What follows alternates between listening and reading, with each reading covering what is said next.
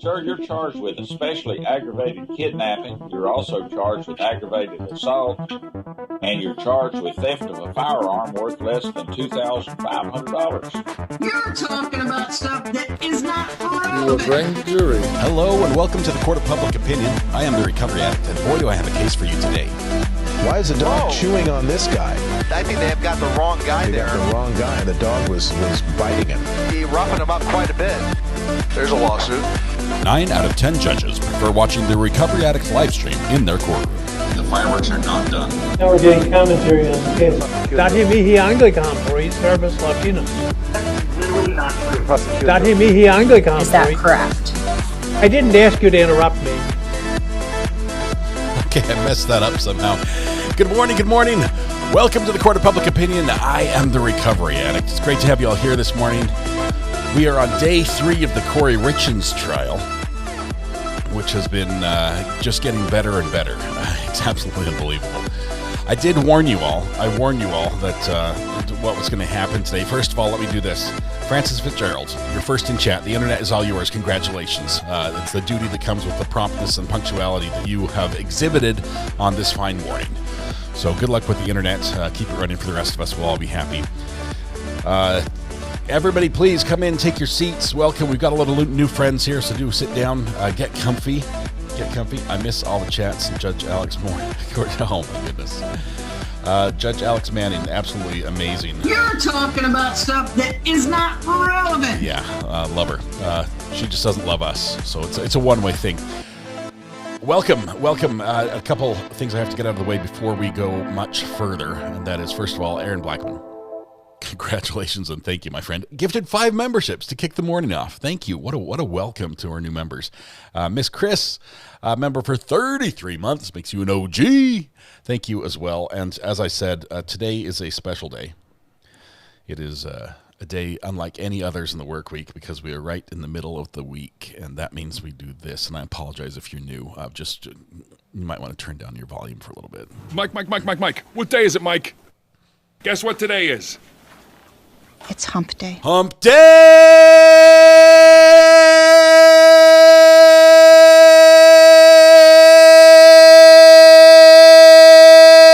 Welcome to Wednesday. Whoo! I got it. Oh my goodness. Whew, I might need some water.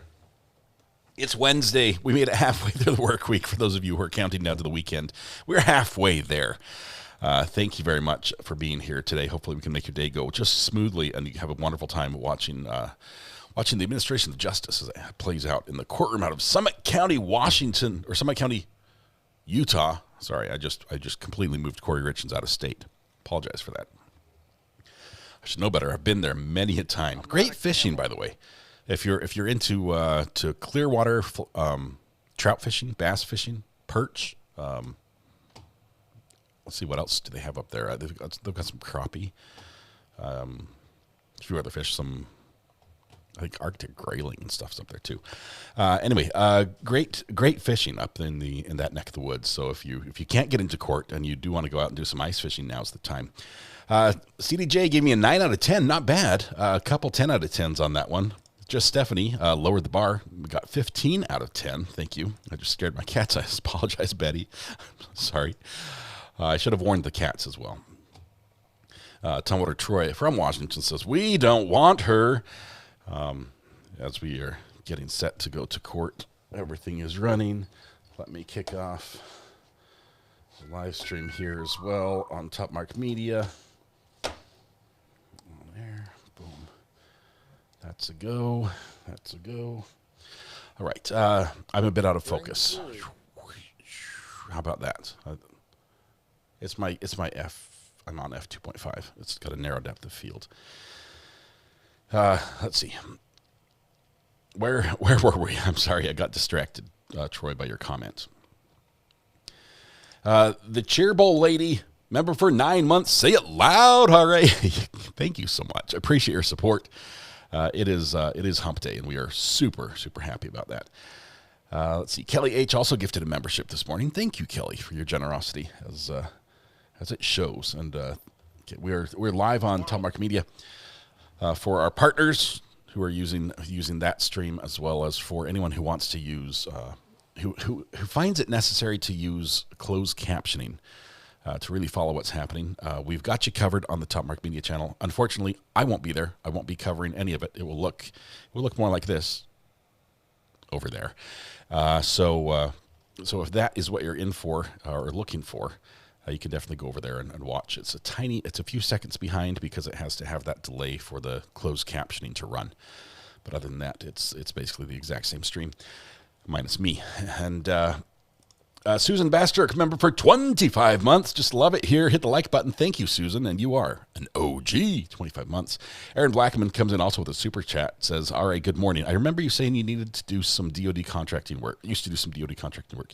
Curious as to what you did, if you can share. I can share, but then I would have to, no, just kidding. I worked for the Department of Defense in IT. Top secret SCI clearance. It was amazing. It was everything wonderful that you could possibly imagine about a government job in computer. Was. I would say the best part about it was the people I worked with. The worst part about it was the waste, fraud, and abuse that happens regularly in a government installation. I take personal issue when we buy a $1.5 million server, leave it sitting in the hallway for 12 months.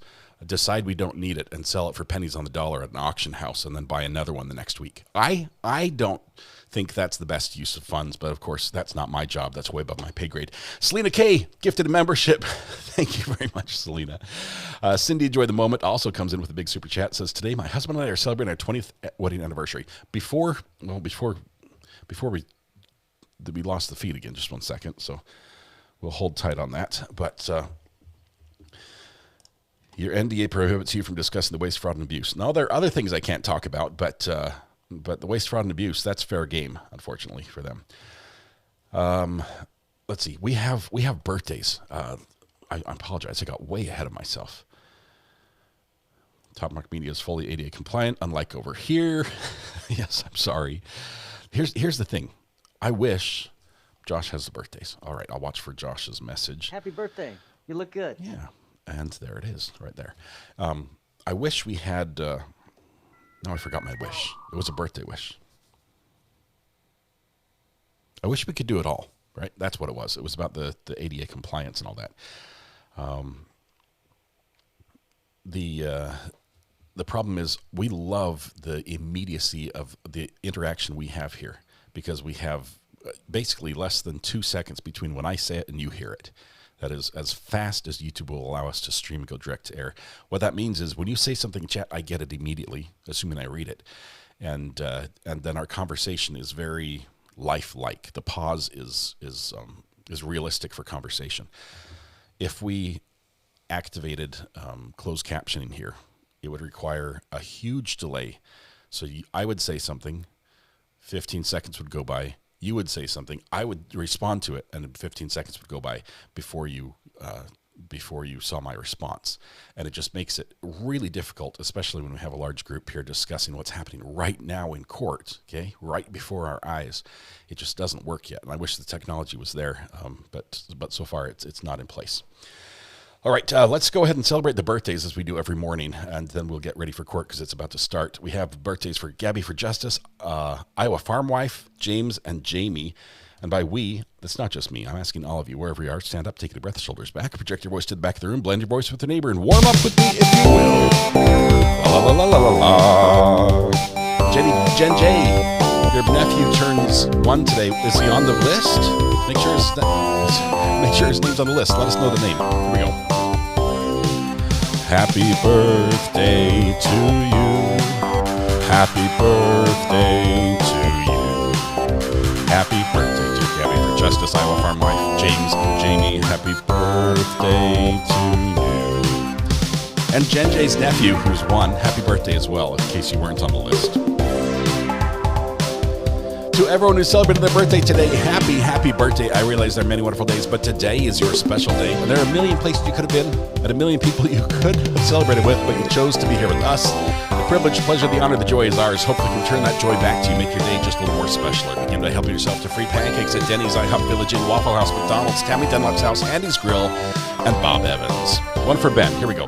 Happy birthday to you. Happy birthday to you. Happy first birthday, dear Ben. Happy birthday to you. There we go, Ben. You get the free pancakes as well. And because you're one, you can probably just get free pancakes every day. Just look nice and smile, and they'll be like, we'll bring you one. Happy first birthday. All right, dancers doing their thing as the pancakes are being served. Wonderful, wonderful all. We'll be going back to court in just a minute.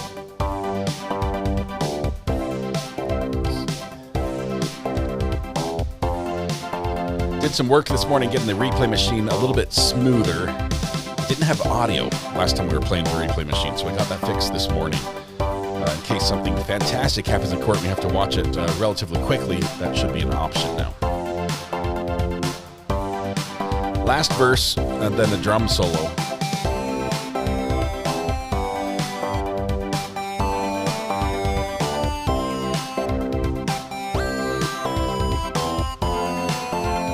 Here we go. Everyone grab your air drumsticks and help me on this last verse. Ready?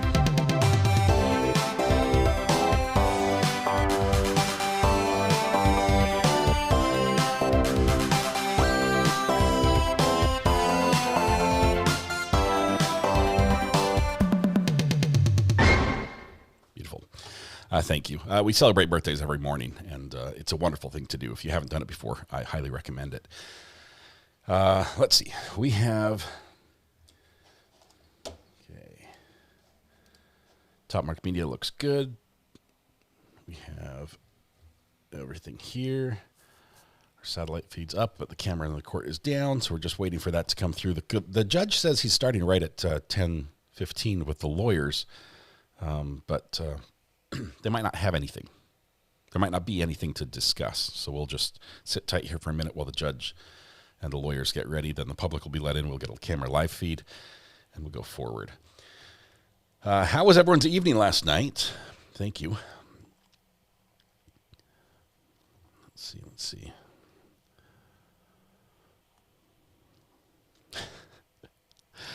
Betty Gorley, thanks for the kind words. I love that you're here. Welcome. Shelly Small just gifted 5 memberships as well. You guys are starting early. That is awesome. Congratulations to the recipients there. I've timed it, and the birthday song is 2 minutes and 30 seconds long. Let me just check my timer.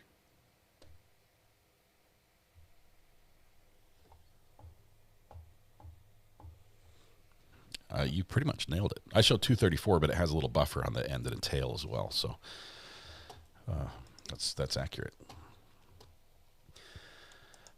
Selena K says, I'm going to wear my prison break hoodie when I sit outside waiting tomorrow to go into court. Just make sure you take it off before you go in. I know the judge does not like logos, and I guess the fluorescent orange probably might stand out a bit too.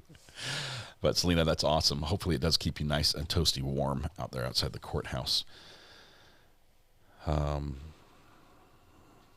need closed captions because of the hump day yell. Says 80s music, man. Just Stephanie W. gifted a membership. Thank you. We're getting our camera feed bumped. Just 1 second. Playing with it. Hang on. Now we're in black, so it looks like the camera's off, but the connection's up.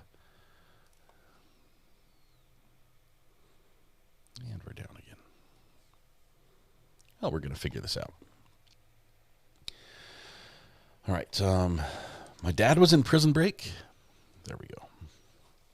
We're up. All right. Thank you. A big shout out to Court TV, the pool camera for this court case, and they do good work. We've given some flack in the past, but I think it was an individual, not necessarily the company, that caused the problem. And they're doing a great job on this one. So thank you very much for being pool camera on this one. Hard to imagine what the hump day yell looks like in this closed captioning. I imagine it's just a big long type thing. Yeah.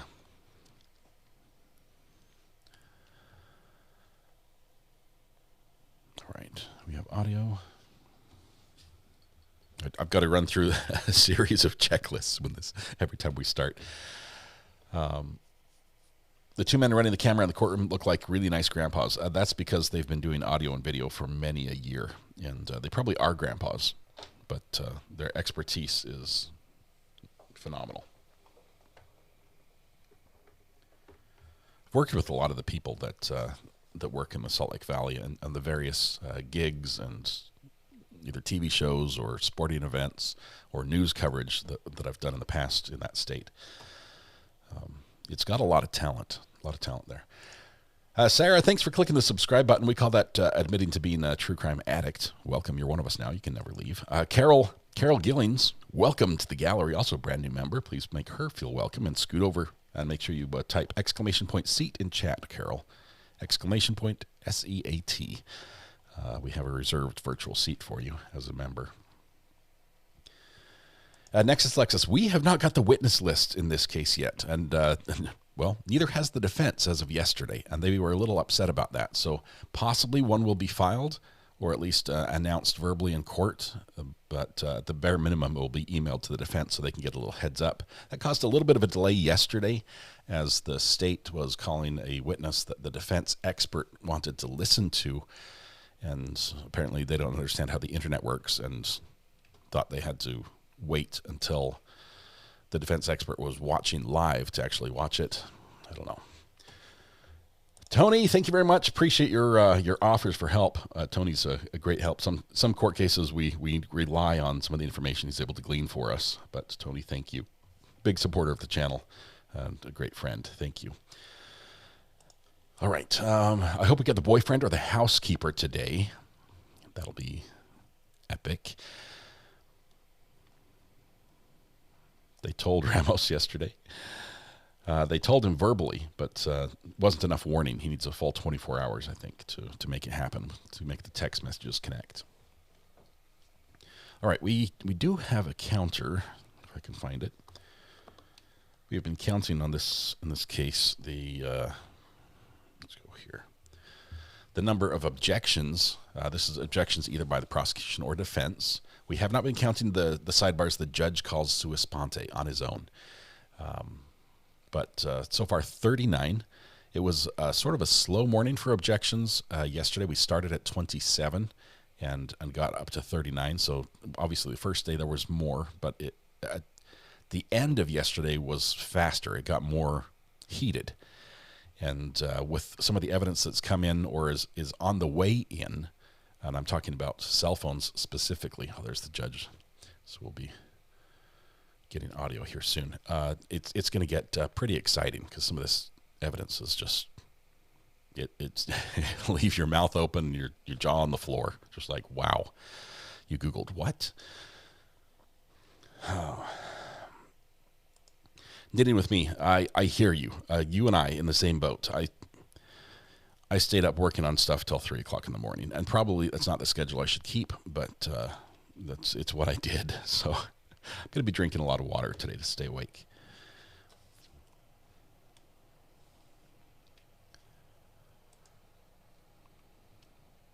We're waiting for the judge to say the magical words that were on the record and then start calling asking for appearances.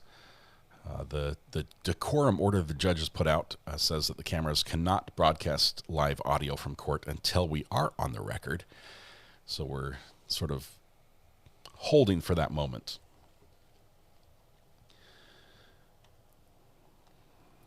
Let's see.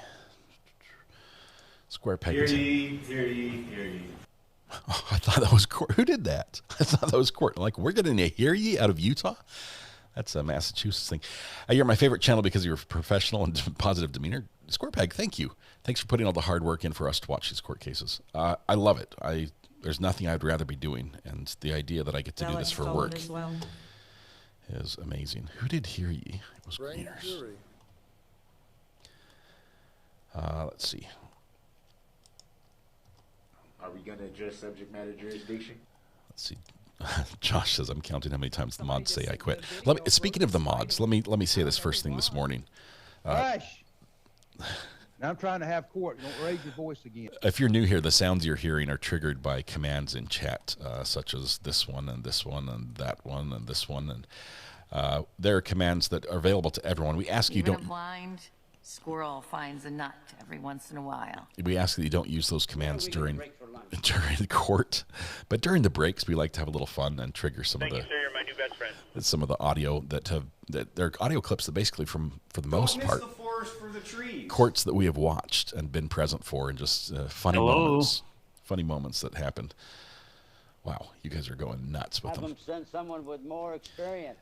We'll turn I'll either turn them off or ask you guys kick back, taking it easy, not to use them during the actual hearing, because we are all here. You for just use your court. words. But in between times, it's a lot of fun. Hello. You guys are using them all. You don't put a diplomatic plate on a hoopty. You don't. That's Judge Simpson. Good advice. I think I'm about to catch a What were you about to say to the mods? Let me turn down. I'm not going to argue about semantics here. Let me turn down the sounds for just a second after Stubby. Stubby little pencil. Stubby. Okay, now we're turning it down for a minute. Our mods are amazing. They are absolutely incredible. The amount of time that they put in, just to do what they do on whether it's moderating chat or helping me keep organized with birthdays or reminders of court cases. Josh is amazing at finding stuff that we need. Sometimes we just need a little filler video for an hour or something. Josh is incredible that way. All of them. Samantha, incredible. Just the kindness, the welcoming environment they set up. Amber is unbelievable as well. She helps on the back end. We've got some mods that work basically more with me, and you don't really see their names up here. But all the mods just work together to make this all happen, and I could not do it without them. I mean that. So I am fiercely protective of my mods. So I don't allow you to say anything negative in chat about the mods. If you have a problem, I literally give out my phone number. I have a burner phone number. You can call me. I will answer it. I will talk to you. We'll work it out. I'll listen. I'll try to understand as best I can. I've answered at 2 o'clock in the morning. It doesn't matter. I get text messages and phone calls. I do want to connect. And if there's a problem with the channel, something you think isn't right, let me know. If I don't know about it, I'd like to fix it. But I ask that you please be respectful of the mods and their decisions. So if somebody times you out, just take it as a slight correction, and just maybe that your comment went a little too far, or it was steering the conversation in a direction that we don't want to go during court. And so don't take it out on them. Please be ultra respectful to them, and just remember that all of us are friends here. We may fall on different sides of the V, as the judge says. You know, some of us might be leaning heavily on the state side, and some might be heavily on the defense side. It doesn't matter. We are friends. We enjoy watching court together, and I appreciate the opinions on both sides. Please share them. Just be respectful. No name calling. Remember, we have family, friends, people close to these trials that are watching with us. They're using our channel to watch because of the environment we have here. So we ask that you just maintain that, and we can all have fun together and still be friends at the end of the day. That's what I had. All right. And mods, thank you. Let's see. Sherry Smith just gifted 5 memberships. Y'all are great. You're great. Let's see. I cannot believe that Kouri thought she was going to flip that mansion, the multi-million-dollar mansion. I don't know how many of you have looked at or are familiar with the real estate flipping market, but there is a fairly narrow market range where flipping is feasible. That alliteration just happened. I don't know why. But you're looking for a property. Remember in the beginning when we started 110 years ago? You're looking for a property that is probably in a little bit poorer condition, that would need carpet paint, some minor repairs. We're not looking at something structural. We're not trying to repair foundations and things like that. That's really expensive. Something you can get in, repair quickly, put back on the market, and sell for a profit. That's the flipping market. When you start talking about multi-million-dollar homes, the buyer potential, like who would qualify to get that home, is tiny. It's a fraction. It's a fraction of the whole real estate market. You don't buy a multi-million-dollar home to fix it up and flip it. The cost to fix it up is enormous. It's many more times than building and buying lots and building many other homes.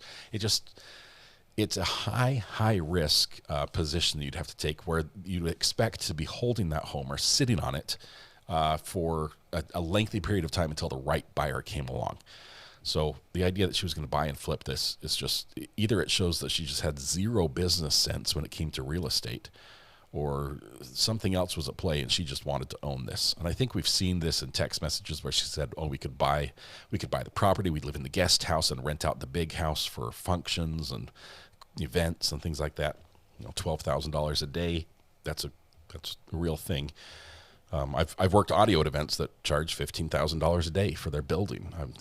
When you need that much space, you have to pay for it. It's pretty cool. But I just don't see that it was going to be what she thought it was going to be, especially because it was designed as a home and not as a corporate or a big event center. It's not a huge ballroom. It doesn't have the auditorium for guest speakers. It's got 12 bedrooms and 15 bathrooms or something. It's basically an oversized Airbnb.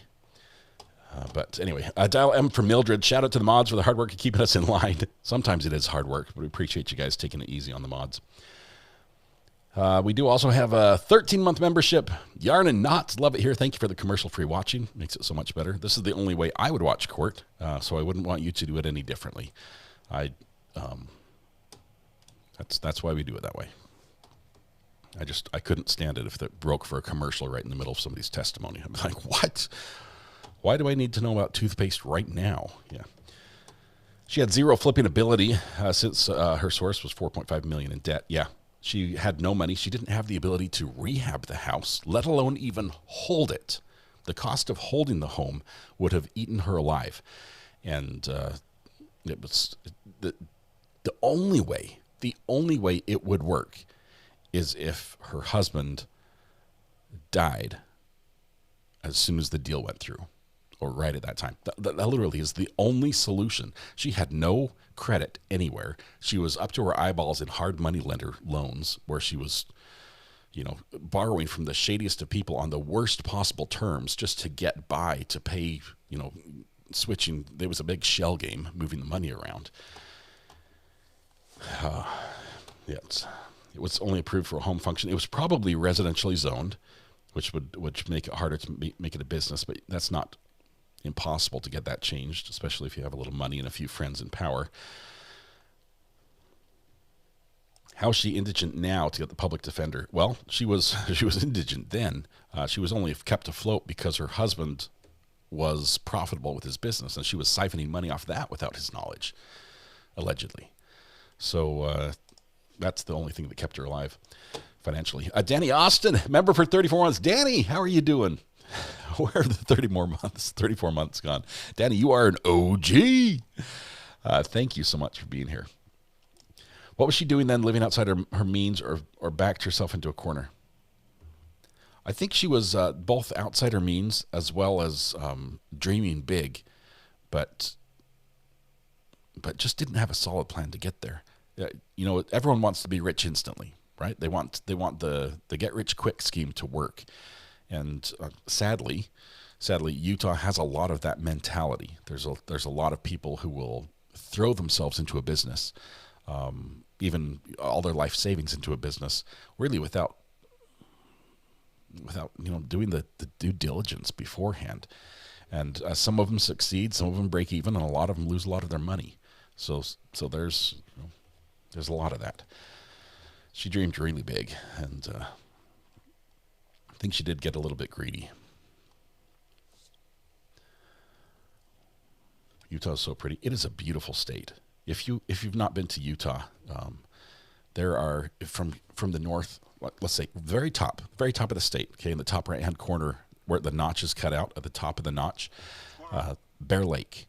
Bear Lake is like the Caribbean of the Rockies. It is. You go up there, it is like sky blue water. From a distance, it's just like the bluest water you've ever seen. It's not clear, but it's sky blue. Amazing lake. I was up there a year or so ago for a huge party. Did some live streams to the lake. It's amazing. You've got high mountains like Rocky Mountains, alpine environments, elk, moose, deer, cougars, bears, wolves, that type of environment, all the way down through the driest of sagebrush, flatland, desert, and salt flats. You've got sandstone arches and just a huge variety of terrain and just national parks and open space, which is what I think I love the most about it. There is so much open space that is like BLM land, Bureau of Land Management, or federal land that's just open to the public. If you're here on the East Coast, it's hard to find a place, say, to go just have fun. Say you have a four-wheeler and you want to go ride out on trails and things. It's hard to find land that's just open for that, where you can go. Utah has hundreds, if not thousands, of miles of ATV trails you can just park and ride for days up through the mountains and everywhere else. Just it's beautiful, beautiful country. Let's see.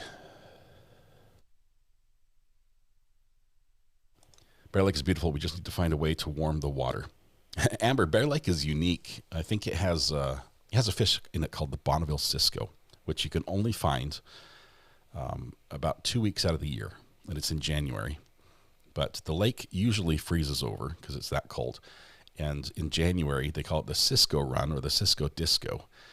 People go out on the ice with a chainsaw and cut a big hole in the ice. This is a bad idea from the start, but this is what they do. They cut a big hole in the ice, big enough for a huge net, and they stand there in this water, looking down, waiting for this little tiny fish that looks like a sardine to swim through in massive schools. And then they just scoop them up in nets. And for 2 weeks out of the year, this happens, and then they're gone. You cannot find them anywhere for the rest of the year.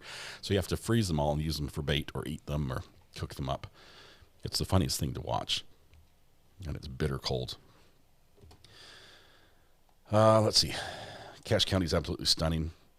Amazing drive going from Logan to Bear Lake. Just, it's amazing. Let's see. Karen, it is probably YouTube. We see the state seal. Yeah, if you're having problems, let me say it now while it's talking. YouTube has been having issues lately. If the sound goes out, refresh. Just hit the refresh button on your browser or go out and come back in. The easiest way to do that is first make sure you're subscribed to the channel so that it will pop up again easily for you. I'm talking about Utah almost like he talks about cables. I've spent a lot of time fishing in Utah, a ton. Utah, Idaho, Wyoming, even some in Colorado. That whole area is dear to my heart. Bet she wishes she had some of her gummies. I bet she does. She's like, oh man, they found the whole stash. Gigi, why did we decide to leave? We just felt that we should be living out here.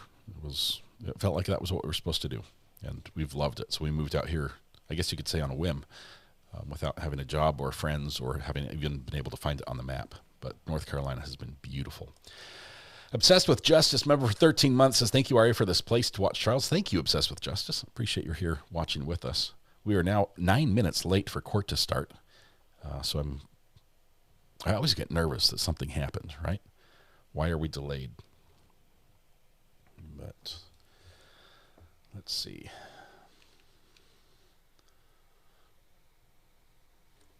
Let's go 6 over there.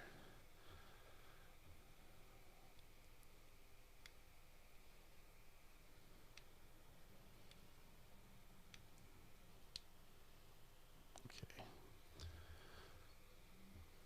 All right. Selena K says, I have a great idea. Everyone come to Utah and you can go to the trail with me and then have a vacation. There are only like 12 seats, right, Selena? What has your weather been like? Much snow? We got 13 inches of snow this year, which is more than we had the previous 6 years combined. I think the most snow we've had in all the previous 6 years would have added up to be about 2.5 inches. So very rare that we get snow here, but we did get about a week's worth of snow.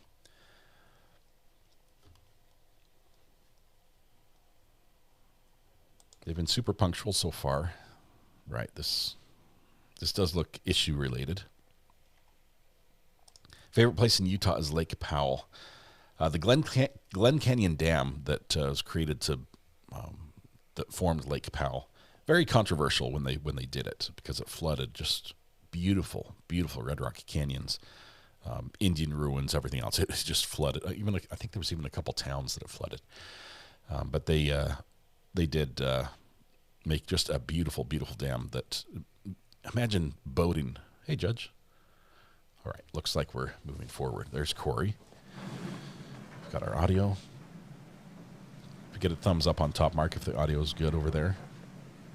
You folks can have a seat as you come in. Thank you.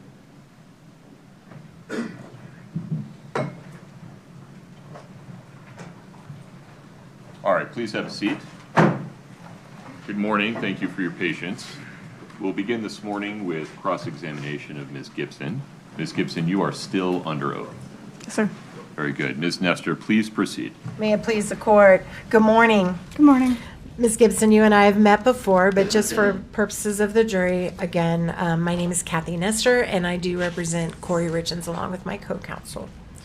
So I wanted to start by just kind of revisiting what we discussed yesterday about your role in this case. Okay.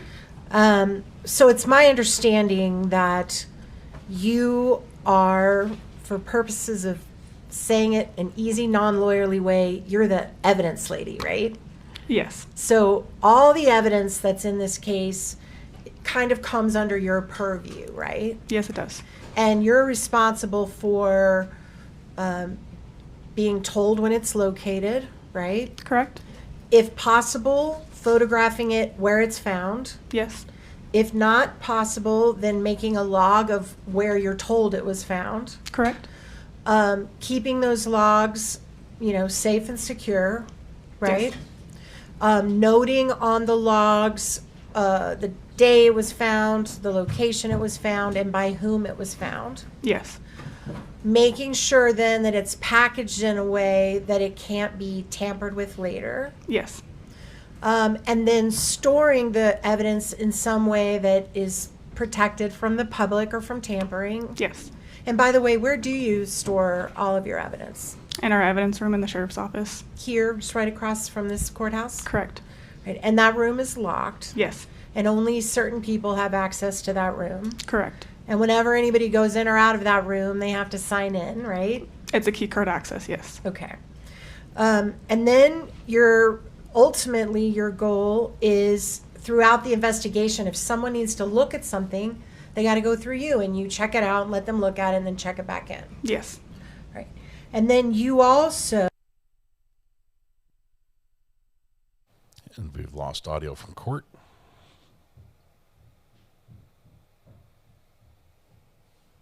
It's over to the jury, is that right? I believe so, yes. Okay. Now, there is an exception for some types of evidence. For example, we've heard testimony in this trial about blood and bodily fluids and samples of tissue. You don't maintain those, correct? Correct. Pardon me? Correct. Sorry, just to clarify, we do have a few items from the medical examiner's office that are stored in evidence. But not fluid of nature, right? No. Because most of that is maintained by the medical examiner's office, right? Correct. Or the labs where those items were shipped. Yes. Okay. Is there any other type of evidence that someone other than you has a hold of in this case? Not that I know of. All right. So one of the pieces of evidence that you are responsible for gathering in this case included the 911 call, is that right? I believe so, yes. And tell us what you did to obtain that call. I believe I was booked into evidence on a USB. On a little thumb drive? Yeah. Okay. And have you ever reviewed the USB and made sure that the call was in fact on it? Yes. And you verified that that was a true and accurate copy of the call? Yes. All right. Your Honor, at this point, we would move to admit State's Exhibit 2-40, which is the 911 call in this case. Is this, forgive me, just so I have context, this is the same as the one we've already heard? I did a little snippet of it in my opening, but it has not come in yet. Mr. Bloodworth. Your Honor, it's Ms. Oh, my apologies, Ms. Sherman. That's all right, Your Honor. My objection is based on hearsay. Certainly there are portions of that call that may be admissible by the defense, but broad swaths of that, the state would object on the basis of hearsay. Would you folks approach? Sure. Okay, this is, we're going to count this objection, first of all. The state is objecting to the admittance of the 911 call, which is normally something we hear, but they're saying it's hearsay. I'm curious. I think it would come in. Why would the state not want the 911 call in? This is something. This is a recording that is the closest. It's a statement by the defendant at the time closest to the occurrence. I'd want to hear this one. I'd want to hear this one. So I wonder what it is. Are they saying that she already had concocted her story and this is just interesting?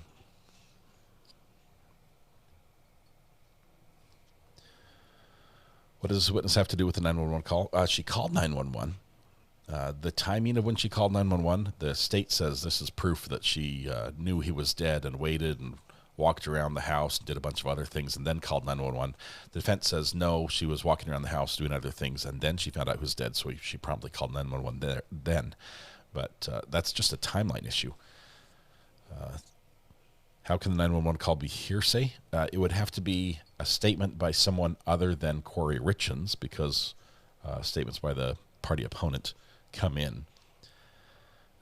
So it would have to be the 911 call operator, the dispatcher, or if there was a third party involved in the call or at the home. Self-serving. Oh, okay. You're right, Lucas. This is defense asking to admit it, not the state. So yes, hearsay is, to get this statement in, Kouri should have to take the stand. Because the defense can't just play any recording they want of Kouri Richins saying, well, it was a recording. This is what she said at the time. The state can. Defense cannot. I forgot that we were on the defense side on cross-examination. Lucas wins. Congratulations.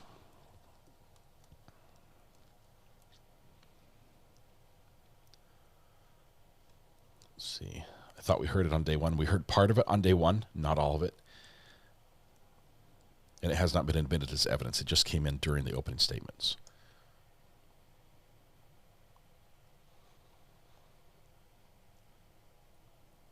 So this would be admitting it as evidence. There's Gene. Looks like there's a lot of space in the courtroom today.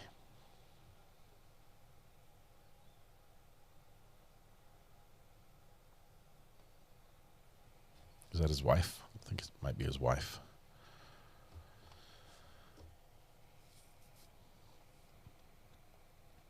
The defense is trying to admit the state evidence. The state has not admitted it.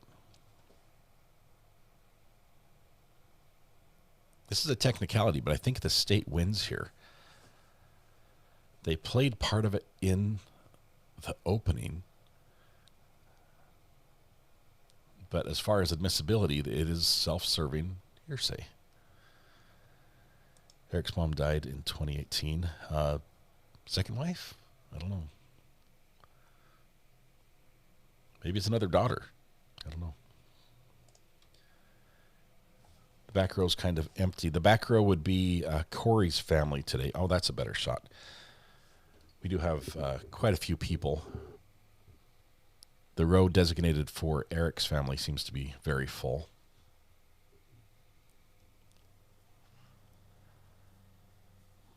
I'm trying to read Mr. Bloodworth's body language here.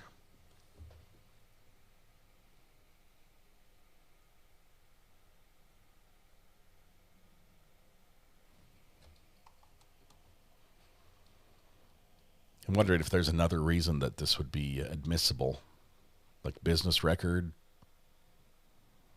Another way that this could come in.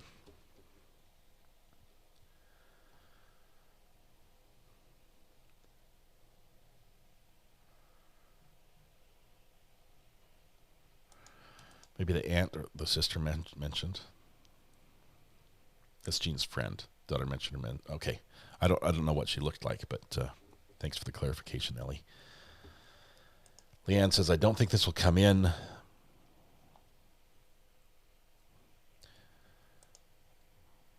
I think he's a Dapper Dan man myself.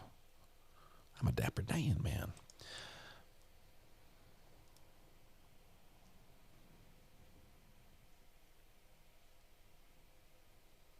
Do we think the two people who refused to meet with prosecutors before trial were her mom and brother? I think it is definitely somebody in the family, but I don't know which two it was. I don't think they've ever been identified. They kept those identities pretty under wraps. Maybe play the full call for completeness. It hasn't been admitted, and the state could. I think there's nothing against having the state play the entire call if they wanted to. It seems like the state doesn't want to. And why would they not want to? What's in it that they don't want to play? Kouri was given an alibi. That's the self-serving hearsay.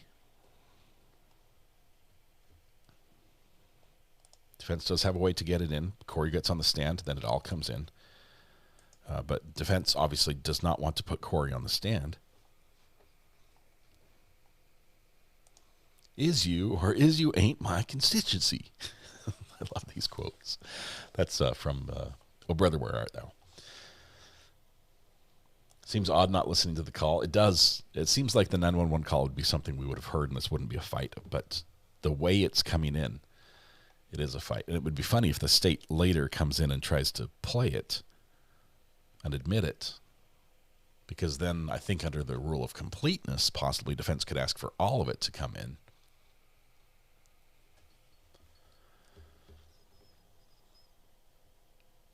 I think they need to call the dispatcher for it not to be hearsay. I think the dispatcher is okay. The self-serving hearsay from Kouri herself is the hearsay. It's an out-of-court statement. Pedophilia. Can't the defense recall her, then submit it?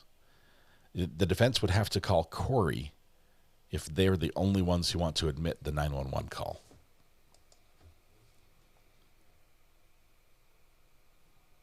But just looking at this from the jury's perspective, right now the jury's sitting there watching this, making it look, saying, why is the state objecting to the 911 call coming in?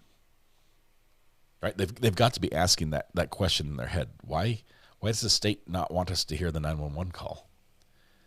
That's a risk they have to play. I think the state should just let it be played and deal with the content.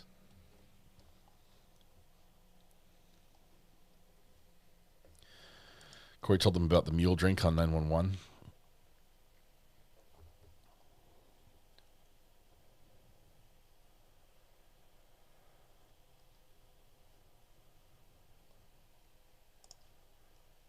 It is a chess match. I love it.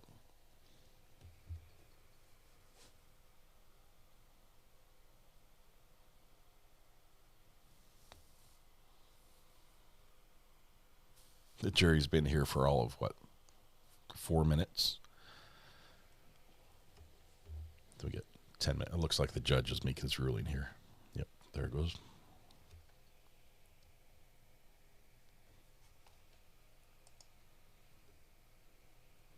And forget any other questions about foundation related to Ms. Gibson's receipt or preservation of the 911? Do you recall who you received the 911 call from?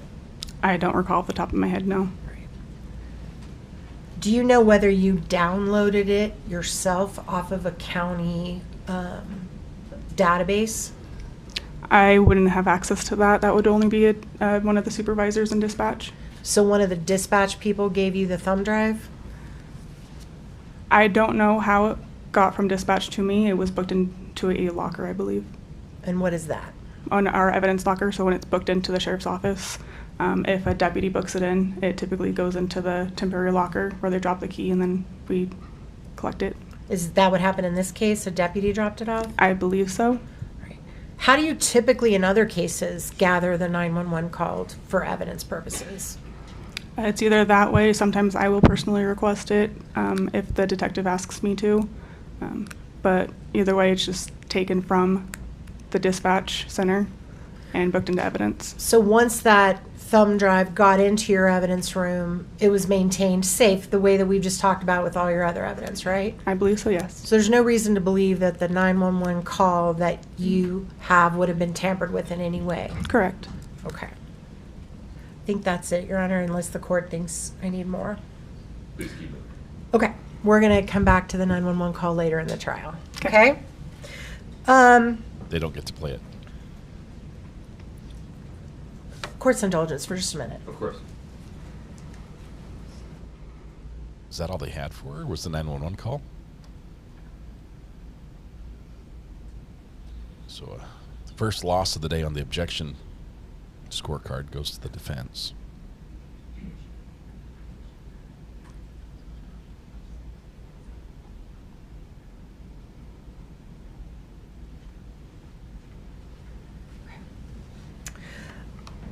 As another part of your duties, and I want to use our language really carefully here, so if you could match my language, that would be helpful, okay? Okay. Were there calls between Ms. Richins and her family that you obtained recordings of? Can you clarify?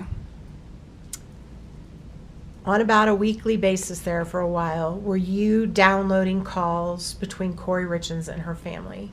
Are you talking about jail calls? Your Honor, move to strike and need to approach. Whoa. You asked the question. She asked for clarification. She asked, were you downloading calls? She says, are you talking about jail calls? Now, it's possible this witness was told you can't say jail. But now we know. Now we know. I mean, the call's going to be like, this is a collect call from Summit County Jail from inmate Kouri Richins. Will you accept the charges? The call's going to have that on there.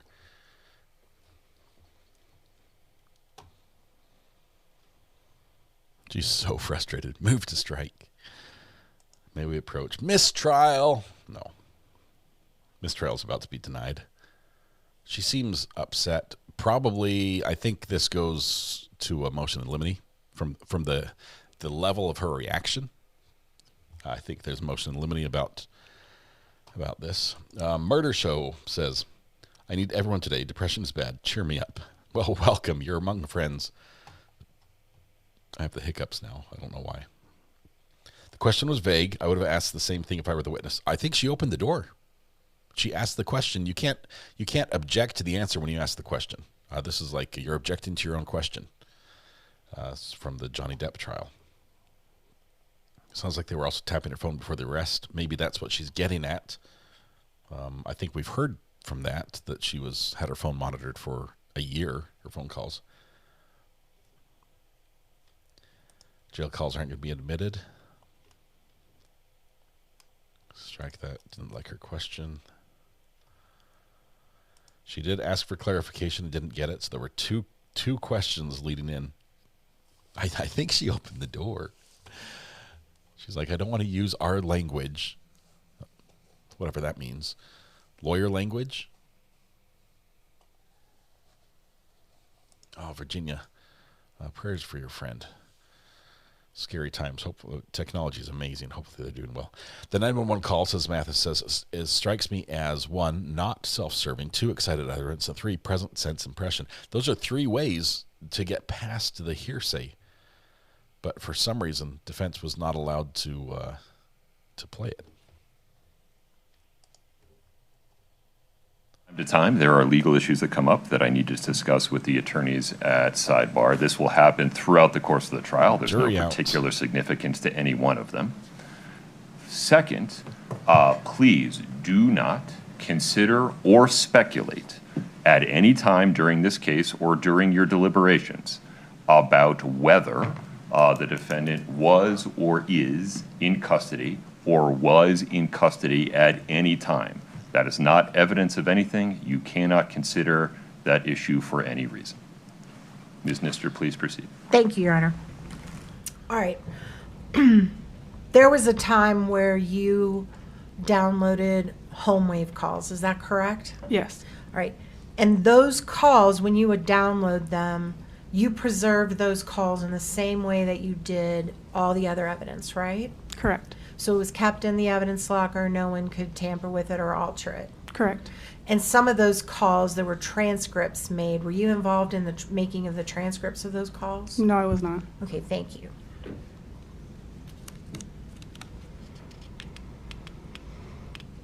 All right. So I'd like to go through with you kind of a timeline, I guess is the best word for it, okay, of your activities on this case. And I'm not going to retread what Ms. Shervinack already covered with you. I'm going to try to talk about things that she didn't cover so we don't exhaust the jury, okay? Okay. So I want to talk first about the night of Mr. Richins' death, when you arrived on the scene. When you arrived on the scene, you did mention there were already people present, is that right? Correct. When you were there, were they still conducting CPR, or had they ceased their efforts to try to revive Mr. Richins? They were not working on him, no. Okay. So at that point, you knew this was going to be a death scene, right? Correct. Okay. And was there somebody on the scene that was giving you tasks to complete, or were you just using your best judgment on what you needed to do while you were there? I was there to assist Detective Woody. So Detective Woody was the individual that kind of told you what she needed from you at the scene. Correct. And when you first arrived, what was it that she said she needed your assistance with? I don't recall her exact words, but to assist in documenting the bedroom. Okay. And you did that, right? Correct.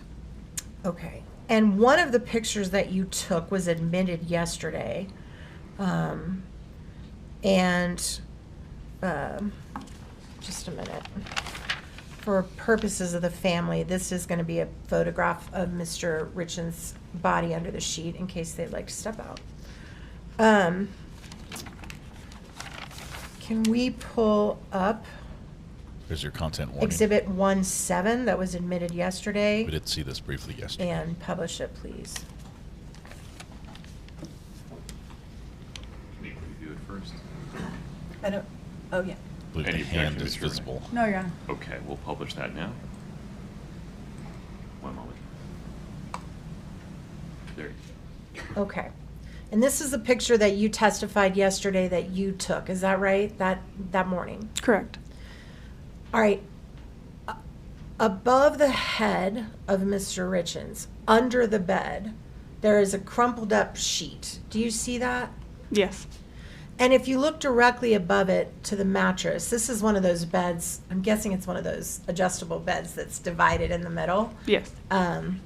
But you can see that there is a sheet on the mattress that's the furthest to the bottom of the picture. And there's not a sheet on the mattress closest to the window. Is that right? Correct. And do you have an understanding of why there was no sheet on that mattress? Yes. What is your understanding of that? My understanding was dispatch had instructed Kouri Richins to do CPR on Eric Richins and was then instructed to try to get him on a flatter surface for CPR. In order to do that, especially with a male, they're typically larger in weight, and so she instructed her to pull off the sheet in order to get him off the bed. So in other words, you can't lift the body because it's literally dead weight, right? Yes. And so the idea is to undo the sheet from the bed and then pull him down to the ground where you could do CPR on a flat surface. Correct. And is that because, I mean, I don't even know if you know, is it not successful to do CPR if you're on a cushy surface because you go up and down, right? Yeah, it's typically a little bit harder on the person. Okay. All right. And is it your understanding that the sheet that's crumpled up under the mattress that has no sheet on it, that's the sheet that he was pulled to the ground on? I believe so. All right. And did you examine that sheet before it was put into evidence? I don't recall how much I examined it, but I looked at it. Do you still have that sheet in evidence? Yes, we do. Right. And is there any blood on that sheet? I believe there was on this. So if there was testimony here by EMTs that blood did not start coming out until after the EMTs were there, is it fair to assume that the sheet was under Mr. Richins when the EMTs were working on him? Can you rephrase like the sheet Well, let me ask him? this way. Why did you feel that that was an important piece of evidence to gather and keep? Because it was where he died on. Perfect. That's what I needed. Okay. Thank you. All right. You can take that down, Katie. Thank you. You also, I believe, said that you photographed other areas of the bedroom, right? Yes. And one of the photographs that you took, I believe, was the photograph of the nightstand, which was exhibit 1-9. Can we please publish that to the jury? Exhibit 1-9. It was admitted yesterday, Your Honor. Oh, thank you. I gotta get a screen on this thing. Okay, and that's the picture that you took as well, right? Correct. Now, when you took that picture, there's a wallet on the nightstand. Yes. Do you know how that wallet got there? I believe it was placed there. I don't recall who placed it. It was there when I arrived, but I was told that it was retrieved from the kitchen. So,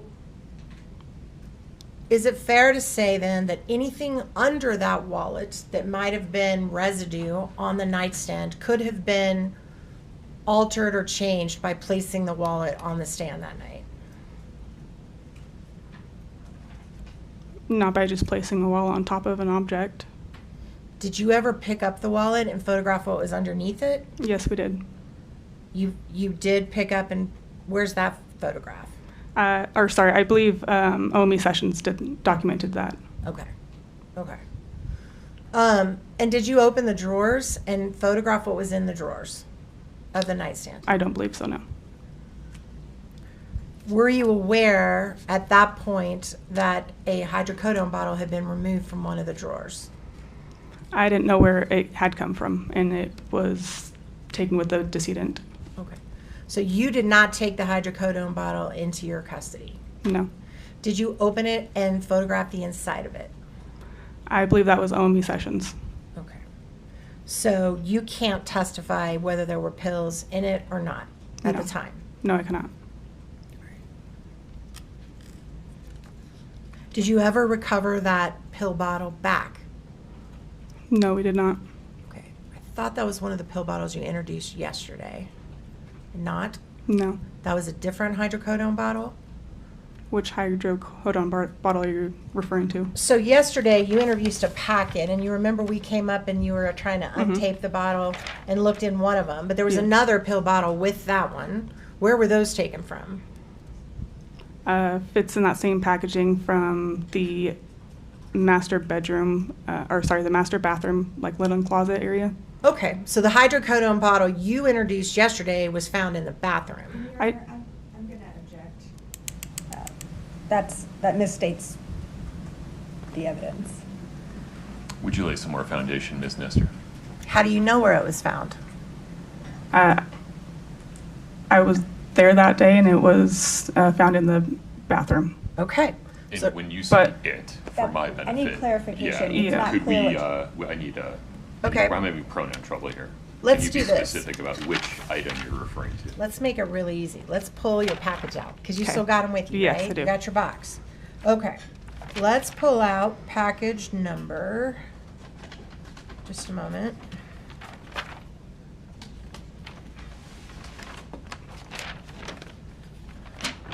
I shall find it. Is it 9-1?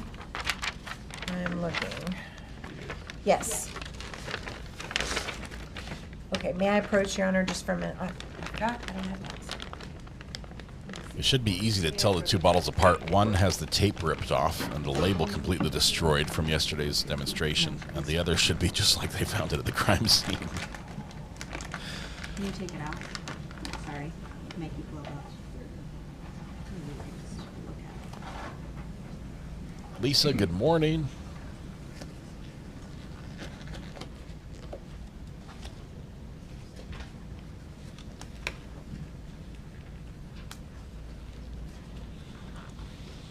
worried that this witness is speculating beyond her personal knowledge of testimony.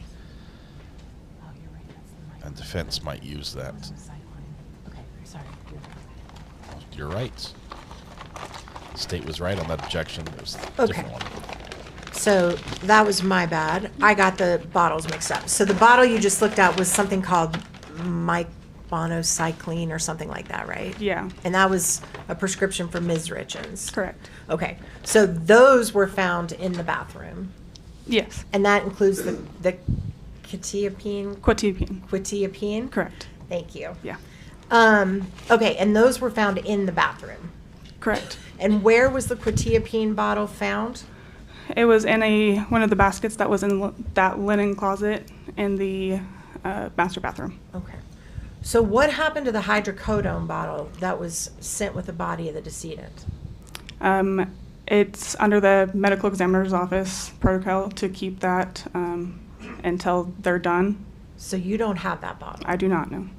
So all we have is a picture of that bottle? Correct. So it has never been taken for testing by you to anyone? Correct. So if there was fentanyl residue in that empty pill bottle from 2016, we won't know it because you never took it to be tested, right? I was never given the bottle, no. Okay. While you were there that day, you also did not take any photos of the kitchen, is that right? Correct. And you did not take any photos of the kitchen sink? Correct. Or what was in it? Correct. And you did not take into your custody any items that were in the kitchen sink, is that right? Correct. And you also did not take any pictures of the closet? Correct. And later, we've had pictures be introduced. When you did your Matterport walkthrough, we saw an image of a green jacket where the gummies were kind of sticking out of a pocket. That green jacket, you can't say whether that was there the day that you were there or not. I cannot. And just to clarify, I did take, I think, 2 photos of the closet, just not that side of the closet. Okay. So you took photos of, and I'm using this from my experience, but in my house, there's a woman's side of the closet, which is much bigger, and a very small man's side of the closet. Is that the way it was set up in Ms. Richins' house? I don't recall. Okay.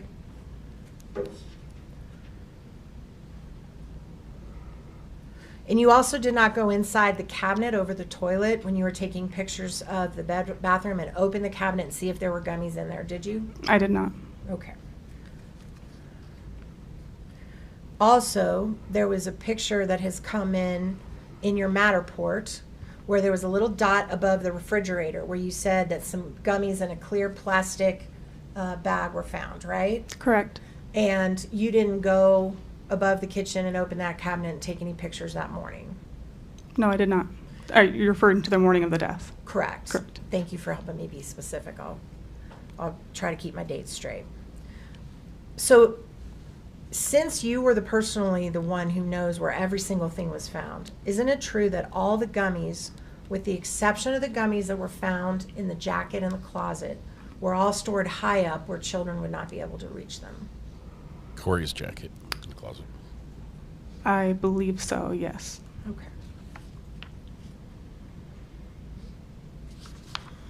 All right. Just one second. I think we're going to move to another day.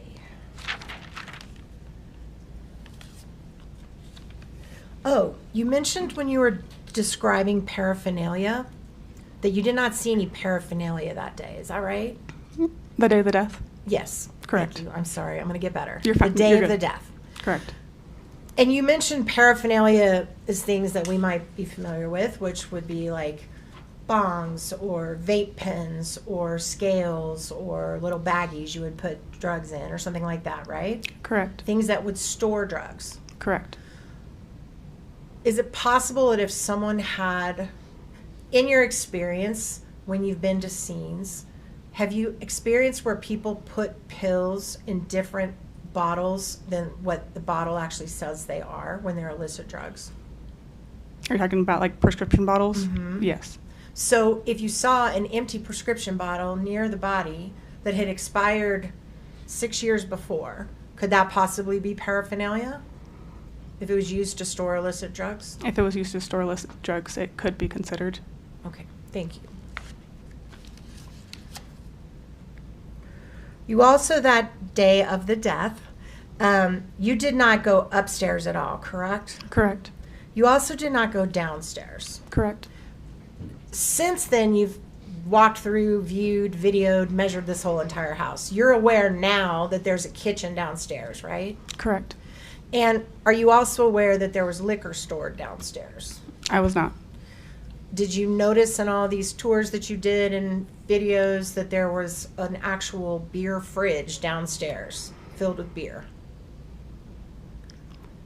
On the day of the Matterport, or which day we were? Any day you were there. I don't recall.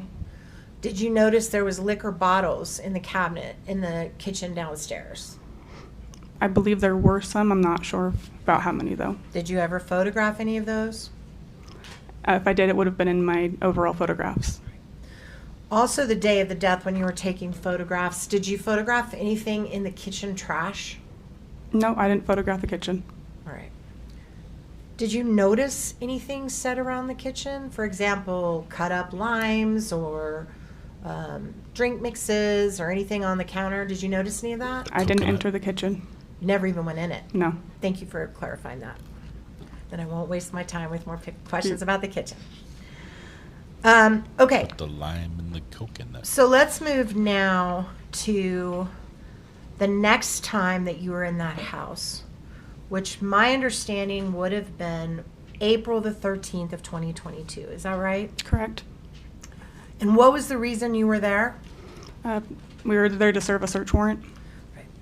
And this is going to seem like a silly question, but I need to make the record. So when you all execute a warrant of a home, do you tell the people in advance, hey, FYI, we're going to be at your house at 9 and we're going to be searching everything you own? Do you do that? I don't. No. No. As a matter of fact, it's important for searches to be done well and done professionally, that the person not know they're coming, right? Correct. And you guys actually take pretty extreme steps to make sure the person's not tipped off that you're about to search their entire house, right? Correct, but just to clarify, I am not law enforcement officer. I'm not sworn, so that's up to the detectives. I appreciate you making that distinction. Okay. I will not suggest otherwise. It's like TSA pre-check. But you are certainly a critical part of the search process, right? Correct. And why is that?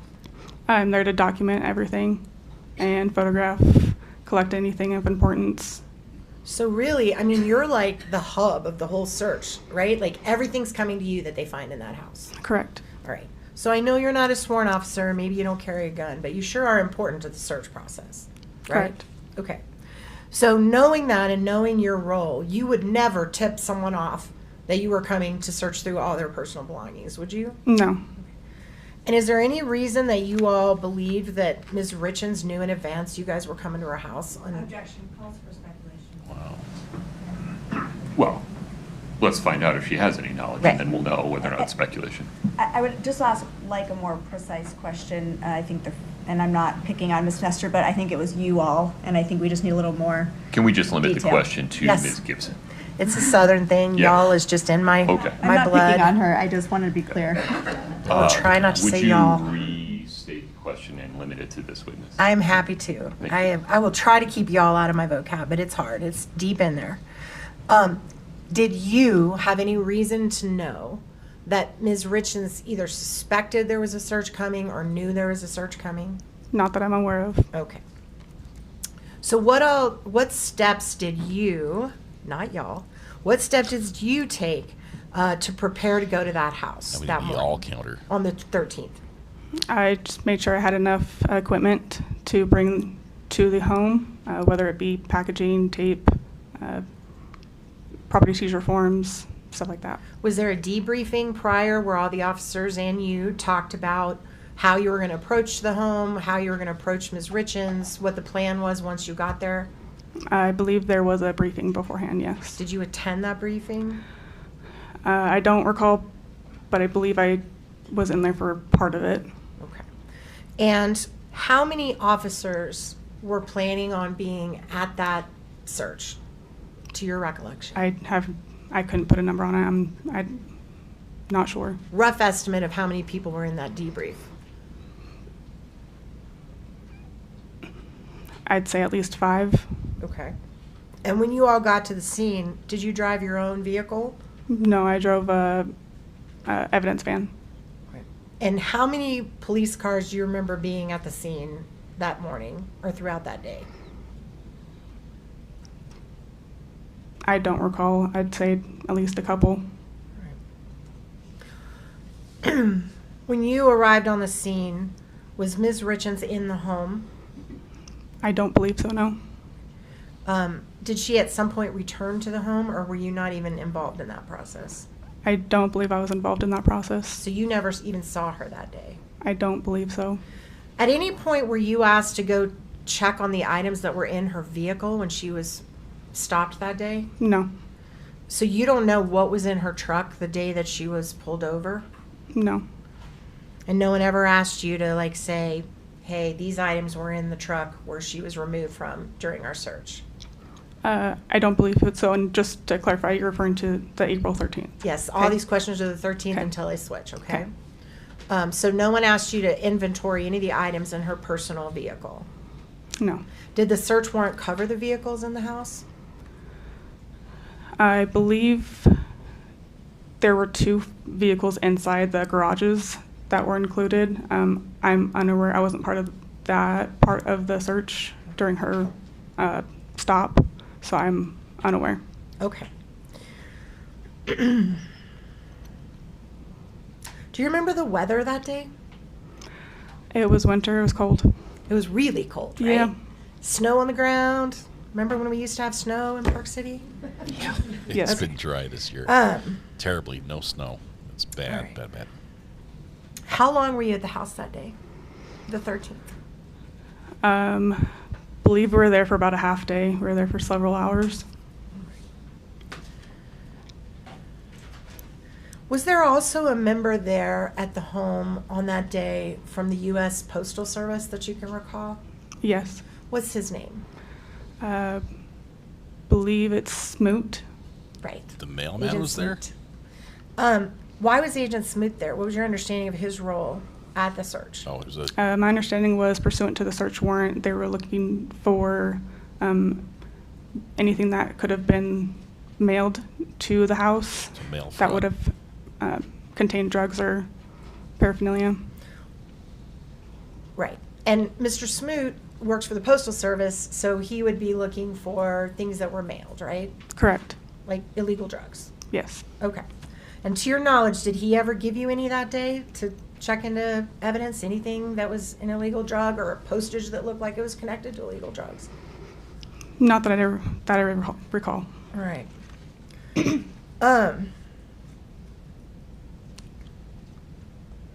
Was it your understanding? You okay? I just need some napkins. Sorry. Oh, do we have some? Clean up on aisle 7. Ms. Nestor, I have a scheduling conflict at 9:30. Is this an appropriate place to pause? Sure is. Ladies and gentlemen, this is no fault of the attorneys. I have an unavoidable scheduling conflict from 9:30 to 10:30. We didn't want to lose all of that time this morning. We have gotten as much done as we could. We're going to take a recess. Fair reminder, please don't talk about this case or anything related to it. You are free to talk about everything else. Current events, your family's sports, whether the Spurs are actually going to make it to the finals. That's all fair game. But please, no talking about this case. You are allowed to use your personal devices during this recess, but do not use them to post about the case or to do any research, and please avoid any social media or other reports about the case during that time. Thank you for your patience. I promise we'll get back on the record as soon as we can. Please rise for the jury.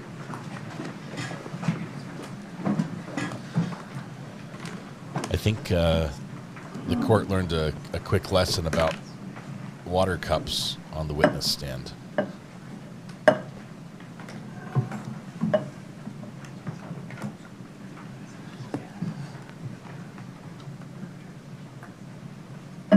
Folks, have a seat, please. Ms. Gibson, during this break, like overnight, you are proverbially still on the stand. Please isolate yourself. Don't confer with anyone. Okay. The court is in recess until 10:30. Thank you for your time. We got a break. What are we going to do for an hour? I guess we could speculate. I did warn them. I warned them that the cup, there was going to be a spill, and it was the evidence girl who did it. What if water got spilled on the evidence? I know. What if there's like DNA swabs that are now soggy and mixed with other ones? It's terrible. Give them bottles of water. It's not that hard. They're cheap. They're really cheap. Deer Park, not a sponsor. Is his other thing being live streamed? I don't think it's in this courtroom. If it was in this courtroom, they'd have to kick everybody out and then bring all the new people in. And there's just so much set up at the tables and everything else. I'm curious. It's probably an official proceeding of some sort. It only takes an hour. Let's see. I don't know. Speculate. What could it be? Let's. Initially, I thought he's just saying that to give her time. Maybe she spilled water all over herself, so that she has time to clean up and all. But no, I think it is his parent-teacher conference. He has to go. Judge is trying to use up the last of the 500 plastic cups he accidentally got the wrong size of from Costco. His wife isn't happy with him about it. Probably a sentencing or something.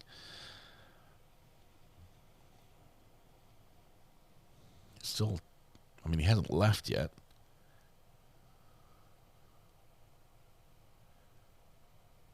He's quite jovial, smiling.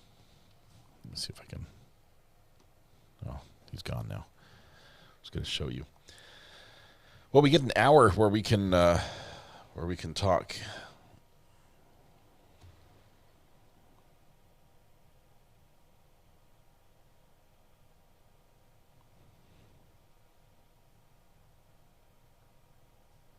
Goodness, I sent a text to somebody and then I got a mod chat meme in response.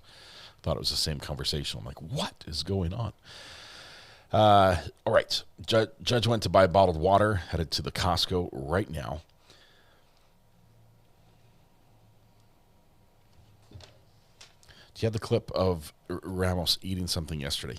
I do not. I mean, I could get it, but it was a mento. It was so quick that it wasn't quite the same as him taking a swig out of the brown bottle, gripping it in the death grip and swigging while he's looking at the judge. It wasn't quite the same. It didn't have to carry the same interesting vibe to it.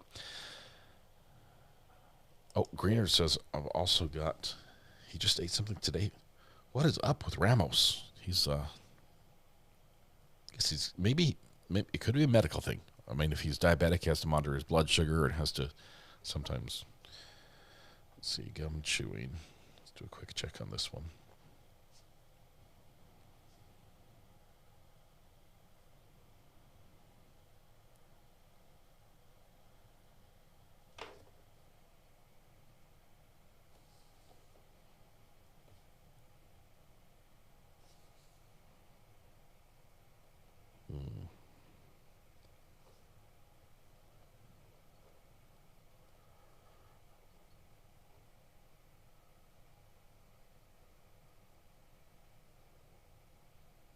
I think it's a high chew. It's an open mouth chewing. I think he's got a candy in his mouth.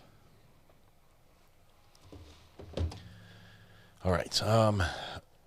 Is anyone in the courtroom today? I'm not aware of any court watchers that we have for our channel today. We believe Selena Kay is trying to try to be there again tomorrow.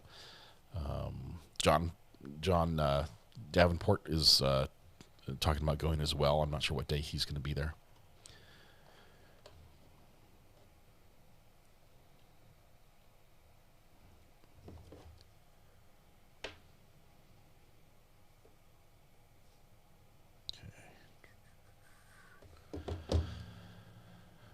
When I was there, says Selena, we had a white container sitting on the desk right by his laptop, like a mint container or something.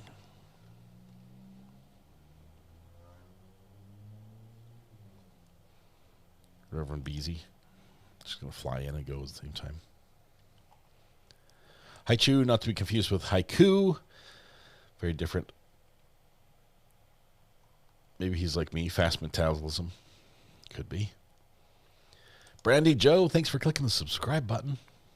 You're one of us now. You can never leave. I'll open the phones up. If anyone wants to share their take so far of the case, whether it's the openings, the evidence we heard yesterday, or what we've heard so far today on day 3. We are still on witness number 12 for the trial, continuing from the end of day 2 with the evidence person. So we can take a couple calls. We'll just ask you to try to keep it short. You have time for other people to be on the phone and share their opinions. What you're looking forward to in the trial, specifically, evidence-wise, if you there's a specific witness that you just have to hear from, let me know that as well. Didn't think of it this way, but Runkle pointed out that Ramos stopped himself talking about the allergies because that could be a risk. Yes, a personal risk. If, say for instance, if somebody is deathly allergic to peanuts, to nuts, they have a nut allergy, right? Someone opposed to that person might, bathe in Planters peanuts before they show up to court to watch court, and stand up and brush their hands, and there's going to be some in the air. That's all it takes for somebody, just the tiniest exposure can be a huge reaction. So yeah, you don't want to let people know. It's basically, Superman saying, "Hey, my weakness is kryptonite." It's just you don't want people to know that. We do have a call coming in. Call from Last Poet. Last Poet, how are you doing? It's been a while since we've talked. Hey, how you doing? Just great. What's on your mind today? You know what this reminds me of? This is kind of OG, like the Brooks trial. Only we waited a long time for this one. Right. Brooks, we just jumped in on. This one we've known was coming for ages, and it just seemed to never get here. But we're I know finally it. Here. And amazing that it's in your backyard where you lived for a long time. Yeah, it's a beautiful area. I love it. I almost decided to be there for court, but in talking with the court PIO and lining things up, it would have been very difficult knowing the judge's rules to live stream and be on the live stream and be there at the same time. Right. So. Yeah. But your color content is just fantastic, and I enjoy you as I always have, and I appreciate your work, and I want to say hello to the crew. Well, thank you. And you're now Zerk. You're Zerk 504, right? Z-Kirk, yeah. Okay.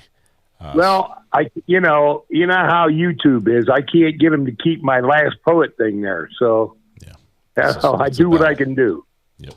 Well, it's good to hear your voice. Glad you're doing well. Thanks for checking in. All right. Thanks so much. We'll see you. Bye. Okay, bye. Let me get Discord up and running in case we have anyone across the pond that also needs to connect. Let's see. Maybe later. Let's go here. Where are we? Oh, there we go. Okay, on Discord now. Twintail Fox, are you there? Hey, can you hear me? I can. How are you doing? I am doing better than the last few days. I've been sick with the influenza, so it's terrible. And this year seemed worse. My family got it as well. Oh yeah, it was just no good. Yeah, it kind of felt like COVID, to be honest, to me. Yeah. But I'm very excited for this case. Which what parts of the case are you most excited about? I mean, what are the elements that for you make this a must watch? So for me, it's of course everything that was in the system that we heard yesterday, and the fact that she's like, oh, he took gummies, but there were no gummies in his system, Mm-hmm. And that was my like, oh yeah, there's something not right. And the way the body cam footage, that was like a huge, because I love to read like body language and like watch people, and hers was just so fake and hiding. And usually when people are grieving like that, they like want to go to someone and get comforted. But her mom showed up and they just like sat on the couch like they were strangers, a space between them. It was That's what yeah. And the way that she was like always hiding her face, like I know that some people cry, hide their face and stuff like that, but when someone is talking to you, try to get information, like the cop said, usually the people will look at him. Yeah. So that was a very big sign for me, because I know that you said yesterday that they have not proven anything, but if you know these tics that people usually do when others are talking to them, even though they're grieving or in stress or anything, it's like unnatural. Yeah. And this would be entirely circumstantial. This is not hard evidence, but these circumstantial bits can add up, and the jury can look at all this and say, wow, now I can see the picture from all the circumstantial evidence. I can't see the middle part with the fentanyl and how it got to Eric, but I can see the picture because of this outline stuff. We'll see how that builds up. And obviously when we get into some of the text messages and phone calls and locations and times and things like that, it's not going to be good for Kouri. There's a lot of evidence that the defense is going to have to really spend a lot of effort explaining in a different way than what the state believes happened. Oh yeah, definitely. And also, like, I had no clue that she had a boyfriend before we went into this. So when I was reading the chat, they were like, oh, she had a boyfriend. I was like, what? Like, she is also cheating? Like, what is happening? Yeah, the defense has just basically waved the white flag on that one, saying, yeah, she's not perfect. None of us are. There's some things she did that, was probably not right as far as, being a good wife and husband, or wife and mother. But that's not what she's charged with. We're not charging her with, infidelity or something. It's the murder that we're concerned about. But that information will come out, especially when we find out that some of the key events and timestamps that happened in the timeline of Eric's death and the poisoning correspond with times that she was with her boyfriend, and there were lies that were going around about it. So that's gonna be really interesting to see on the timeline. I just hope that the day will not be too spicy, especially later, because when we finish, like when you guys finish, it will be 11:30 p.m. for me. It will always be super late. And tonight I'm going to the movies, so I won't be home when it's done. Like, I will be gone for the rest of the day. So it's just... But you can't complain because you're going to come out of the movies, you're going to look up at the sky and you're going to see the northern lights. And it's just be amazing because you get that every night, right? That's actually true. I always, when I'm driving in the evening, I always see the northern lights. So I cannot complain. That's going to be fun. I have to tell you this. I think that, first of all, Kouri's defense team is very good. Okay, we can poke a little fun at them and not like, Mr. Ramos's style or, Miss Nestor's organizational or her y'alls or Southern drawl or whatever. But she is a very good lawyer. He is a very good lawyer. And I think that the way that this investigation began as just like a normal someone died in their sleep call, and the way the police handled it at the beginning created some problems. There's some issues probably with the different pieces of evidence along the way. And it's possible that the defense in trial, even though the state's allowed to try to admit stuff, will keep things out and the jury won't see key pieces of evidence because of those problems. And I think if they exist, defense will find them. And I'm looking forward to that battle, although I want to know everything, right? I want to see all the phone calls. I want to see all the text messages. He'll play all the jail calls. But I believe there are going to be pieces of evidence that defense gets a win on a technicality reason. And like when they were talking, when the I don't know who it was that was on the stand, I'm a little bit out of it. So when she mentioned that Kouri had been in jail, like how they reacted, it did not look good for anyone. Yeah. Here are my thoughts on this. Okay, this was Chelsea Gibson. This is the witness that is currently on the stand that does all the evidence. She was asked questions about other phone calls other than the 911 call. and she was asked a question, and she asked Chelsea, the witness, asked a clarifying question. The lawyer asked another question. Was there a time you had other recorded phone calls during this period? And the witness said, "Do you mean the jail calls?" And Miss Nestor practically threw her hands in the air. It was like, Judge, may we approach? Objection, move to strike, all of the things, because that was a motion to limine. The jury can't know or shouldn't know that Kouri Richins has been in jail since the day she was arrested and never let out on bond. Because that information in a jury's mind is like, wow, I mean, I can see you get arrested and processed, but you must be pretty bad, right? It must be a pretty bad case if you're still in jail a year later. Because it looks like you had money. You could have paid the bail, but it must have been a really bad crime. She must be a bad person. That's the information that should not be in the juror's mind. And unfortunately now they know a degree of that. Yeah.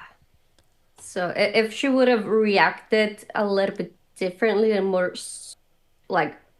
subtle, I don't think it would have been that bad. Yeah. Interesting. Well, Twintel Fox, I'm sorry you have to stay up very late. These West Coast or Western side of the U.S. trials do run very late in the evening. For me, the biggest inconvenience is that basically tomorrow we're going to be live almost right up to the podcast time. So there's just going to be a long day for me, but it'll be fun. Oh, good luck tomorrow. You'll need it. Yeah, it'll be great. It'll be good. I'll have soup drops to try. So be there for that. Ooh. Thank you so much for the call. Wow. Appreciate it. As always, great audio on Discord. Thank you. Appreciate it. Okay, bye. Bye. All right. Let's see. What was the bail? I think bail was denied, that she was not given bail. She probably could have come up with whatever it was set for. But let's see. Ninus 17, how are you doing?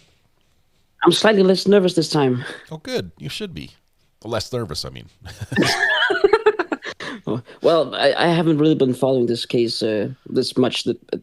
These past few weeks actually have been a little bit rough. So, what, like the medical stuff yesterday, is there like a summary of it? Yes. The quick summary is no sign of alcohol in the blood, no sign of THC in the system, and a lot of fentanyl. A ton of fentanyl. Right, which notoriously is in weed gummies, right? Yeah. I think that's what the defense is going to say, that maybe they got a bad lot. They got a bad batch of gummies, and somebody, for some reason, took the dirt cheap gummies and put very expensive drugs in them as a prank. I don't know. I'm not sure that's how it works. No, it doesn't. Well, I really didn't have anything. I just wanted to say hi. And also to the mods, you all rock.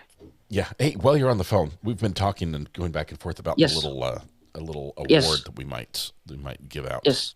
I really like this size, like a 1x3 panel on the side, just a small. Oh, I have a little delay. Oh, there it is. My TV is a little behind, so. I'm thinking basically replicate the same size of. I'm just worried that the handle of the hammer might snap in transport if. Well, I might be able to print them as well. If you can design them, I've got a printer, so that'll work. I've got a call coming in. Hang on. They're going to have to wait. If it's made like that. So, you there? Yep. Hello? A call came in, so it cut off hello? our conversation. I'm here now. Are we back? I lost you. I cannot hear you. Okay. I've lost you for some reason. I can hear you, but you can't hear me. But Ninus, thank you very much for the call. Appreciate it. Thank you. Hello. I was going through a tunnel. The call that came in cut the audio from Discord. But I apologize, Ninus, for that. All right. Let's try this again. Okay. All right. Now, whoever was calling the burner phone, give it a try again. And we'll see if we can connect. I'm my own secretary, so if I hang up on somebody, it is my fault. I apologize.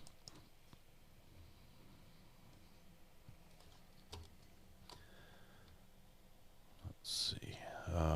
Judge had a conflict of some sort. He's got a conflict in his schedule, not a conflict with the actual case. So no problems with the case. Let's see. I'm going to go ahead and pin this message, Josh. I think that's what you want me to do there. Okay, there's our update. So if you're just joining us right now, the judge has an hour break, so we've got about 45 minutes left before he comes back. Something on his calendar just could not be moved. Whatever it was, he has to be there, and it takes an hour. So we'll continue when we come back. The jury is basically sitting in the waiting room. They weren't dismissed for the day. They don't have lunch. Judge did say you can at least use your cell phones, just obviously not to look up anything about the case. But Aaron Blackman says, must say, I have very sensitive stomach, and when I travel, sometimes I have issues adjusting to new foods. Kombucha has saved me more times than I can count. It really helps. Maybe he has issues. It might be. I'm thinking there might be a medical reason there. If so, I feel a little bit bad. But it did look a little funny. I mean, in my defense. In my defense. All right, there we go. Call's coming back. Call from Texas. Texas, hello. How are you doing? I'm good. Working. How nice. What industry, if I may ask? Dealing with dogs and doggies all the time. All right. Awesome. That could be worse. You might have to deal with people. That's a little worse. That is true. That's why I choose the doggies. Yep. And watch a lot of crime trials. Yeah, that's wonderful. What's on your mind today? What about the trial? The only thing that I'm curious about is about they were telling about the gummies. They were like everywhere. Once they have the search days after, obviously. Yeah. So that they found it everywhere. I think that probably she planted them in there just because she keeps calling the ME. Yeah. Telling them about her health, his health issues and all this kind of stuff. Here's what I saw. The police officers on the scene the day of didn't do like a full search because they didn't have a warrant. If for no other reason. I mean, also, how they gonna treat the scene? They didn't know that she. It was somebody died in their killed sleep. him or anything like that. Yeah, there was not a lot of suspicions. So how are you gonna treat every scene like, oh, I think you killed that, your husband or something? Yeah, and so the police didn't do a huge investigation, but at the same time, some of the places they found gummies, I think they looked at. And there weren't gummies initially. And I wanted to see if you can go and look, because I believe it was the first day or the second day when they showed the video of the policeman going on the bathroom, looking at the sink. Mm-hmm. And there were no gummies. Right. And when they had the search warrant, there were the gummies on the same place. Yeah. It does give you the idea that maybe the crime scene was staged, or some of the evidence was staged. It might have been there before, but it sounds like it was moved. And then when the police came to do the investigation to really look with a warrant, they found it all. And and I was like, wait a second. There's a video in there like where they look and they did not saw the gummies on the bathroom. Of course, the clothes and everything was after. But it was like, And it could be true, too, also, that he has a lot of gummies everywhere. It happens with people who have, like, tobaccos. They buy a bunch of them. I've seen them. People having a lot of stuff and just put it everywhere. So it's like it has both sides in mind because I have seen it. So you could have planted the gummies, or he just could put it, like, everywhere. And the last thing that I'm going to say is I've been looking, like, what was the brother? Canero, the brother, and the Paul Canero trial? And the au pair. Right, okay. I seen the defendants very, very calm, That's in the Banfield trial, right? Like all these people, like the last 3 trials that we are looking at, they just so calm. They don't show any signs of emotion or anything at all during the whole trial. And I don't know if they're getting very good at killing people, to be honest, or they're just like, fine, whatever. Let's go with deal with the whole thing. I think it's a couple things. I think the defense might tell them, look, just try to keep a level appearance. Don't be all over the place emotionally. So they might be coached a little bit as to how they should look. I think in this case, it has been a long time coming. Kouri's been in court many times going up to this, and so it's not new and different. She's not like wide-eyed, it's like, oh my goodness, I'm in handcuffs and there's bailiffs and there's a judge. And this is basically home sweet home for Kouri. She's been here so much.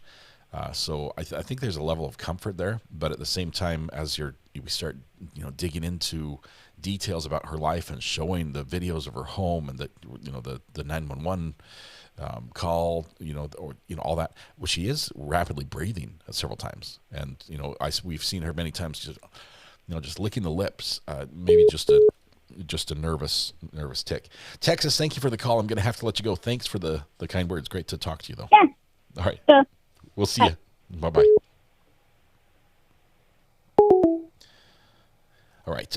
Big Mike in Tennessee gifted a membership, and it went to Twin-Tail Fox. Congratulations. Great aim. The eagle atop a beehive will never stop being funny. Yeah, it's not something you find in nature on a regular basis, usually birds and bees. Well, the bird, never mind. We won't talk about that either. Let's see. I have gummies locked in my safe. I don't even have kids in the house. Let's see. Ninnis, if you want to try again, we can try the Discord again if you want. I'll connect right now. There we go.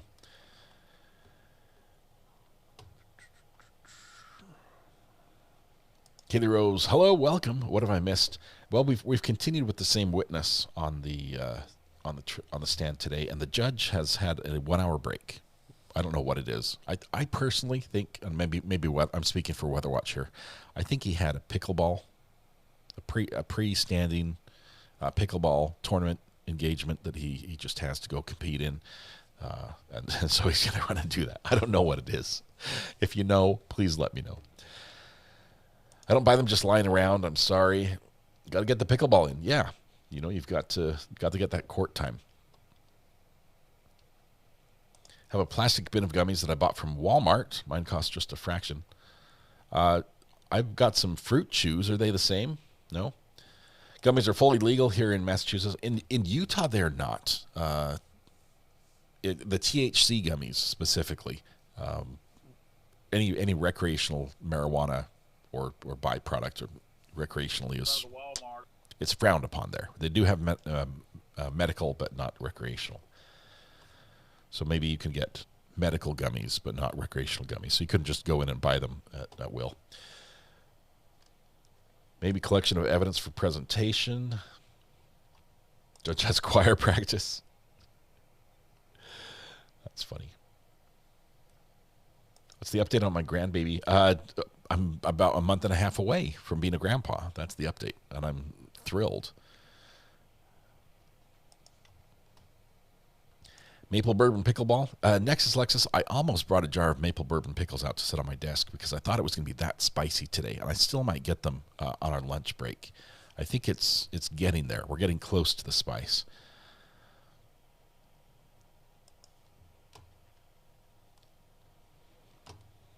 Grandpa with a R-A. Yes, I see that. I just think the gummies are Kouri's, says Laura Lee. Great Lady Down, my town has a dispensary every half mile. You don't want to run out, so that's good. I will say that in Utah, while I was there, we had a attorney general who was very aggressive in prosecuting drug crimes. And in Utah, THC gummies would be a drug crime. And then, surprise, surprise, and this is not a good surprise, but a bad one for him, he came down with cancer. I mean, he got, I guess you don't come down with cancer, you don't like catch it like a cold, but he was diagnosed with cancer, and the treatment was rough, and he stayed in office, but it did definitely affect his work. Eventually, he did leave the office, but when the pain got, hang on one second. Call from Behind Rudy's Fairing. Hey, Behind Rudy's Fairing, let me finish my story, and then I'll welcome you officially. Hold on one second. Absolutely. Okay. When the pain got really bad and the medication that he was prescribed just wasn't cutting it, a friend of his suggested using some of these substances that he had previously been very vigilant in prosecuting, and it changed his outlook entirely. He looked at that and said, there was nothing the doctors had was working, and finally I got relief, and finally and it was just interesting to see somebody who was so literally so high up in the prosecutorial, the tip of the spear in prosecuting drug offenses, people who were using this stuff, then finding himself on the other side and seeing why medicinally or medically this could be such a benefit. Anyway, all right, Behind Rudy's Fairing, how are you doing? Thanks for being patient. Good. How are you? Excellent. Perspective on like her reaction after becoming a widow. Mm-hmm. I'm a widower myself, and I also spent 40 years, as you know, almost 40 years a firefighter. So her reaction was not atypical. That being said, I've seen every type of reaction, and when I became a widower myself, I joined some like Facebook support groups and stuff. Yeah. And there is people all grieve differently. Granted, her story, I'm not defending her at all,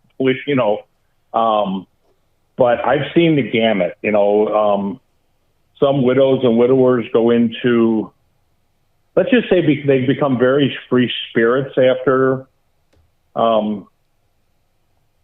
losing their spouse. They're lost in life. Yeah. I've never seen anybody act like she did when the police officer was there, put her face in her hands and all of that. But, my wife suffered from pancreatic cancer. It was a long battle. I'm sorry. And there was a sigh of relief from me because she was no longer in pain. I went into business mode afterwards. We have to do this, we have to do that. So I don't know how much weight to give that per se. With everything else, of course, taking all the other circumstances of this case in mind, maybe it does skew it. That could account for what she did basically right after Eric died, which was basically go into business mode. Here's the plan. Here's what needs to be done with the business. We need to, have somebody else take Eric's place and run that side of the business. We're going to buy this house. We're moving forward there. I'm going to sell this house. Maybe that is the coping strategy. Maybe that's how, it might be hiding from it. It might be, in a way, just I can't handle this right now. I can't handle the actual grieving right now. I need to focus on something else. I just can't, I'm not ready for that. And then later down the road, probably, grieving would occur. So that could explain it. Right.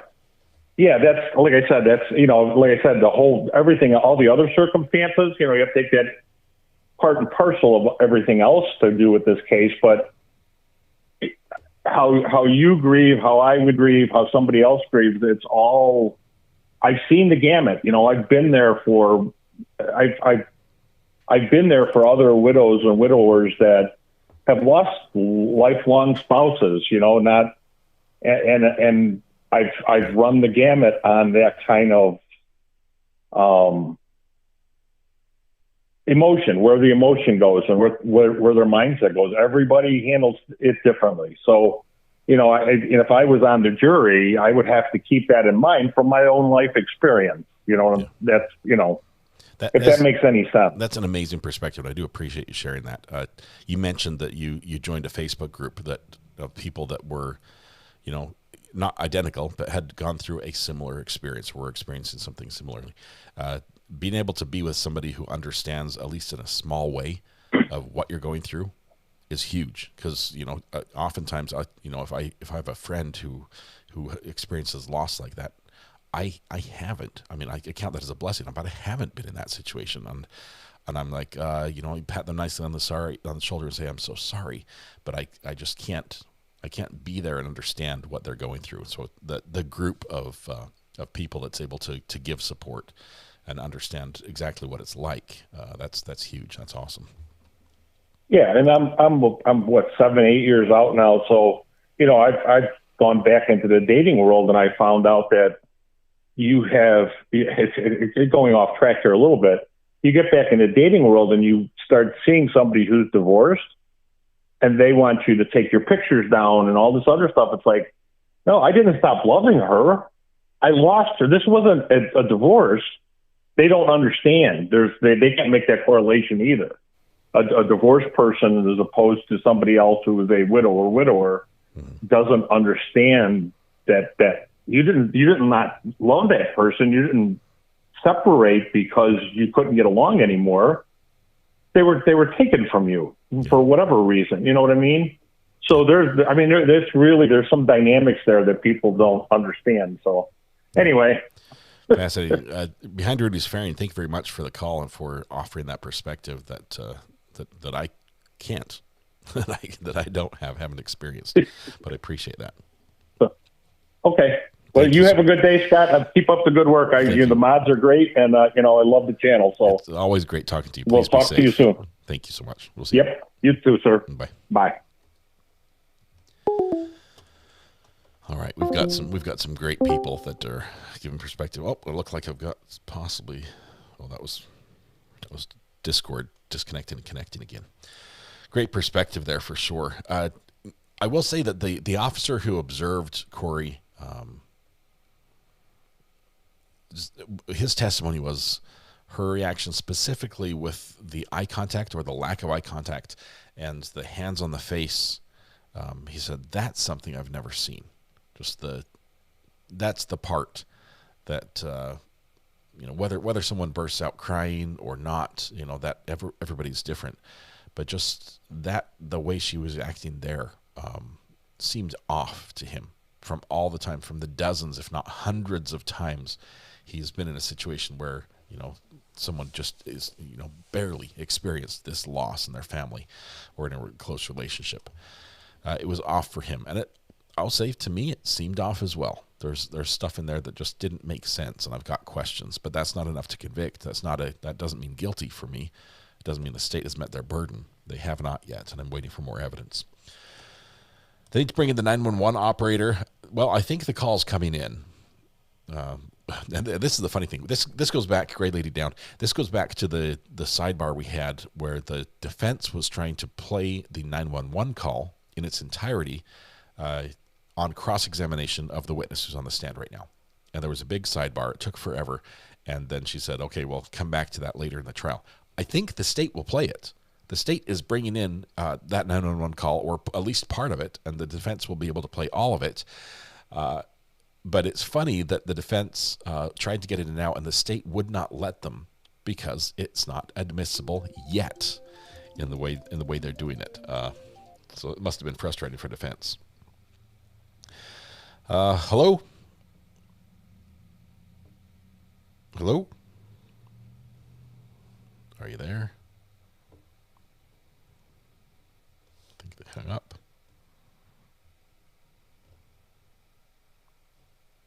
They did. From the 805 number, or 850 number. Give me a call back. Try it again. All right.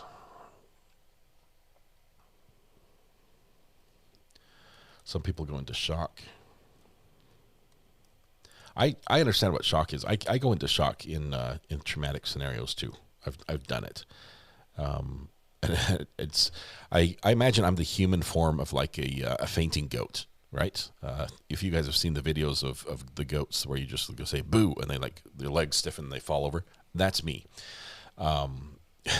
So maybe this is my kryptonite. No, but I've been in situations, even stage situations, where I was a hired victim in a mock disaster. Okay, so we plan this out weeks ahead of time. I know I'm going to be, a victim. They're going to do makeup all over my body to make it look like I'm burned, and we're going to be in, I'm going to be in a crushed car with glass all over me, and they're going to light it on fire, and then the rescuers are coming, and they're going to pull me out. It's all safe. I mean, the fire was in a special fire pan, so it was hot, but it wasn't ever going to catch me on fire. The glass, I could get a little cut, but that was a risk I was happily willing to take because I wanted to be involved. So I show up there. I'm thinking, this is so cool. I'm getting, Hollywood level makeup artist making blister burns all over my arms that I'm almost thinking they hurt just looking at them because they're so good. And they put me in the car, break the windshield over me, and light the car on fire. And I am like going into convulsions and shaking, and it's hard to breathe and everything. And I'm almost like having a seizure, but it was just the shock of the situation. I can understand people going into shock for that. Let's see. I forgot where I was going there. I go into practical mode. Then after all's resolved, I collapse. I wish I had that skill. My wife has it. We show up for some reason. It's not our fault. It's not our fault. We show up right behind car accidents all the time. Not in front of them. We didn't cause them. We're not in them and make them happen. But we have shown up at a car accident while the dust is still in the air many times. And my wife is incredible at just matter of fact. This is what we need to do. This is what needs to happen. How did you deal with Mrs. R.A. giving birth? Well, she did all the work, so I did great. I think. I don't know. She did all the work.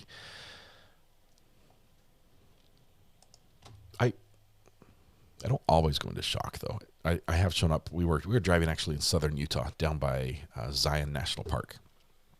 We were driving home from a family vacation down in a little cabin. It was amazing motorcycle riding. It was so much fun. And we're coming up this little windy road, and a car that had passed us earlier lost control, and it had a one-car rollover. It went off the side of the road, rolled, and ended up in a little ditch, in a sort of like an overgrown river, like a little tiny stream, but there's all this shrubbery and thorns and stuff growing up. So I'm going along. I come around the corner, and the thing I notice is the car that was ahead of me that I could see on the straightaway before is now gone, and it should have been there. They couldn't have sped up that much that fast, and there's dust off the side of the road, so I'm like, whoa, and I see a catch, just a glimpse of the back of the car, and we pull over immediately, and everyone I say, stay in the car. They went off the road. I've got to run and check. I ran back there and flagged down another car as I'm running back and get back there, and the lady had just, got distracted and lost control of the car and rolled. And there is wine bottles everywhere. I mean, the whole scene just reeked of wine, of alcohol. And it's just like just a mess of alcohol just leading in a trail, a pile to this car that's down in this gully. It took forever to get the cops there. We managed to get her out through the sunroof of her car, and she was the one climbing out. So it wasn't like we were trying to pull her out of the car. She was conscious, but she was all cut up and shattered. She was not drunk, not the tiniest bit. She was just transporting all the alcohol for a big party up in Washington or something, and when she rolled, it went everywhere. But that was an interesting experience.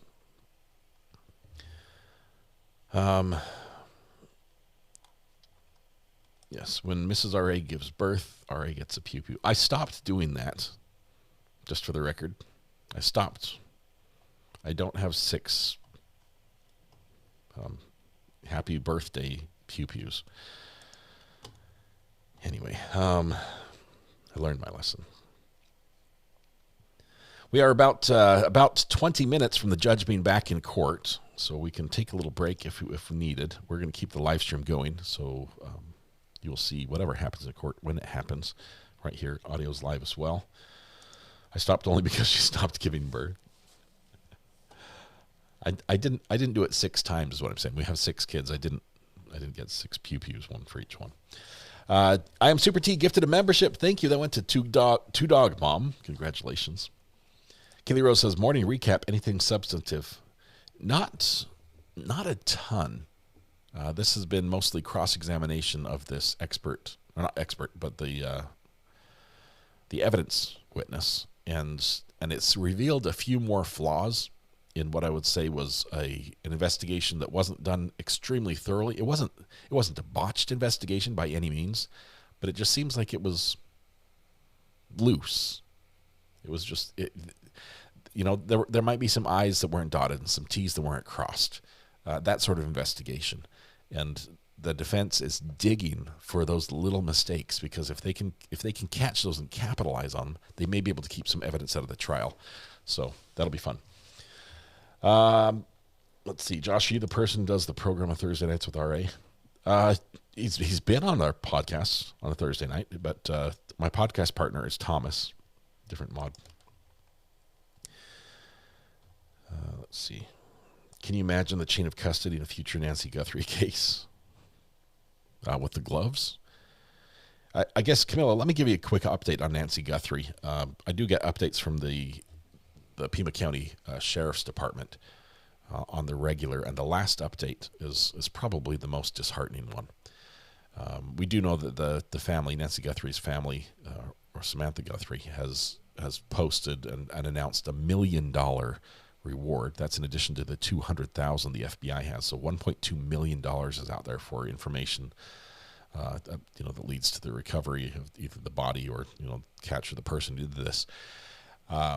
That's a lot of money out there. If you know anything from watching Mr. Beast, that is turn on your friends. That's turn on your friends money. $1.2 million. A lot of people will rethink alliances at that point. So if there is I think that's enough to get some action on somebody who wants to make some money. The only problem is I think the people who know about it were involved, and you can't really collect if you're the one who did it. So that's out there. They say they're still working really hard on this. They're trying to sort of shut down the road outside her house so the media sort of gets the idea they're not wanted there anymore. They've made it a one-way road and limited parking, and they've said we're not going to do these updates anymore. I mean, we will if something big happens, we'll tell you, but we're not going to do these once or twice a day updates on the investigation. It's just slowing down. They're running out of leads, and so I think that we will hear that there has been a dial back in manpower on the case, only because they just don't need that many people to chase the number of leads they have. So, sad news, sad update. They also are not really excited about public searchers getting involved. They're saying, stay out of it. This is our case. We're going to let us investigate. Don't get in our way. But, when you say, we're dialing back, we're running out of leads, we have no updates, the public wants to help. So, all right. Anything else?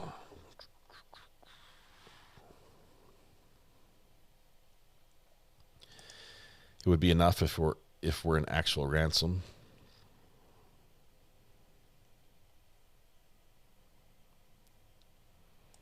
Christy, are you talking about today? Like, is that breaking news? Let me take a look at my Twitter feed for that.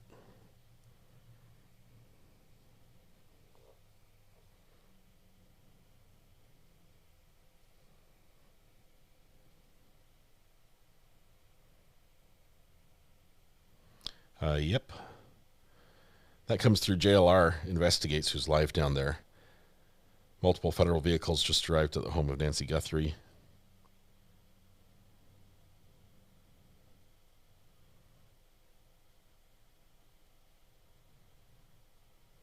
Holy smokes.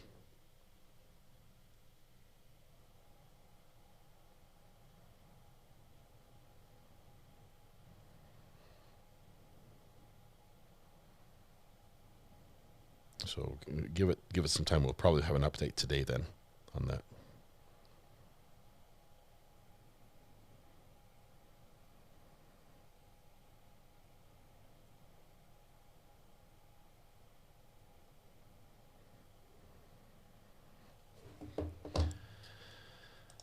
All right.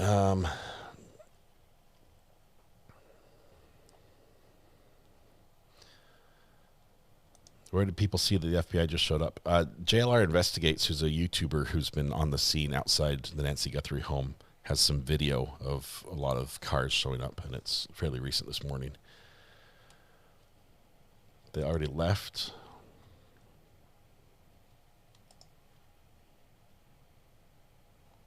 Hopefully the media didn't order DoorDash to our address again. Yeah, that's bad.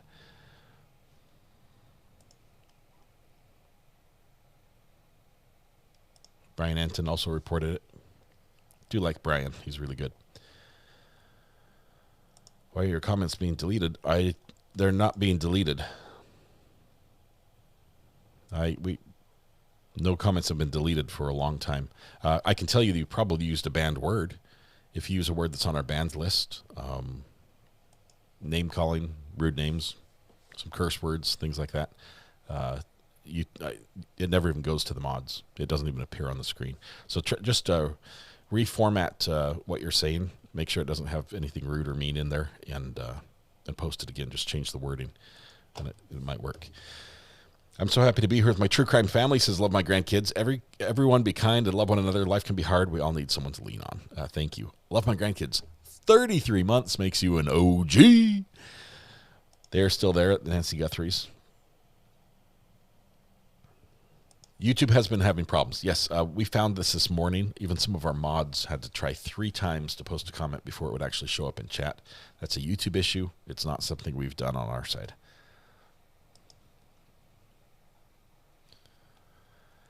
Tabitha, welcome.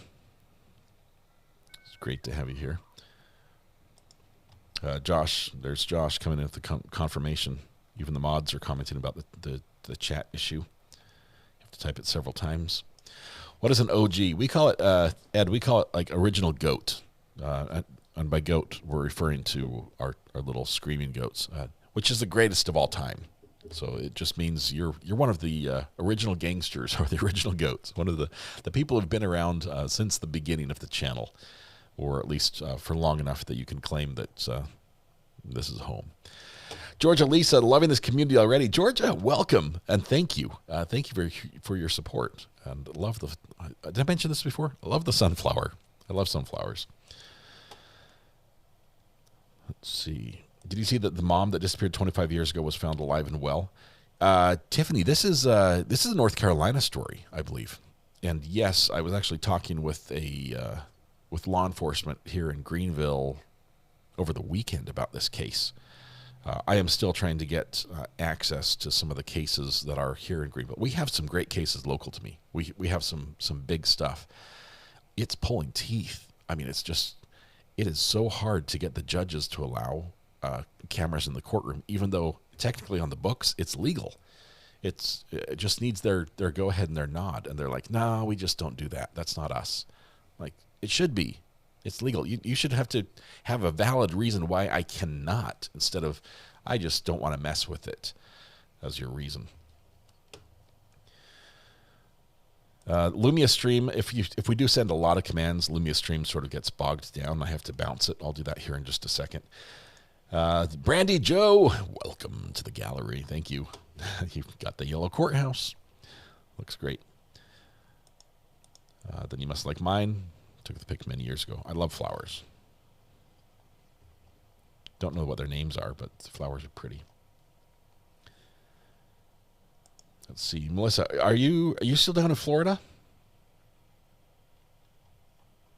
My county has a bunch of trials coming up, but I don't know how open access is. Most of Florida being a Sunshine State, is actually very, very friendly for media.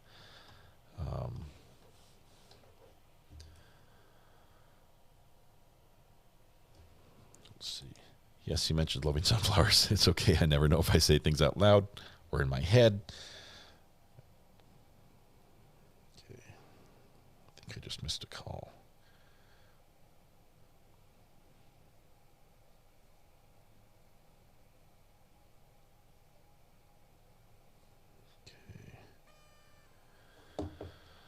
Somebody's celebrating a party. What was that?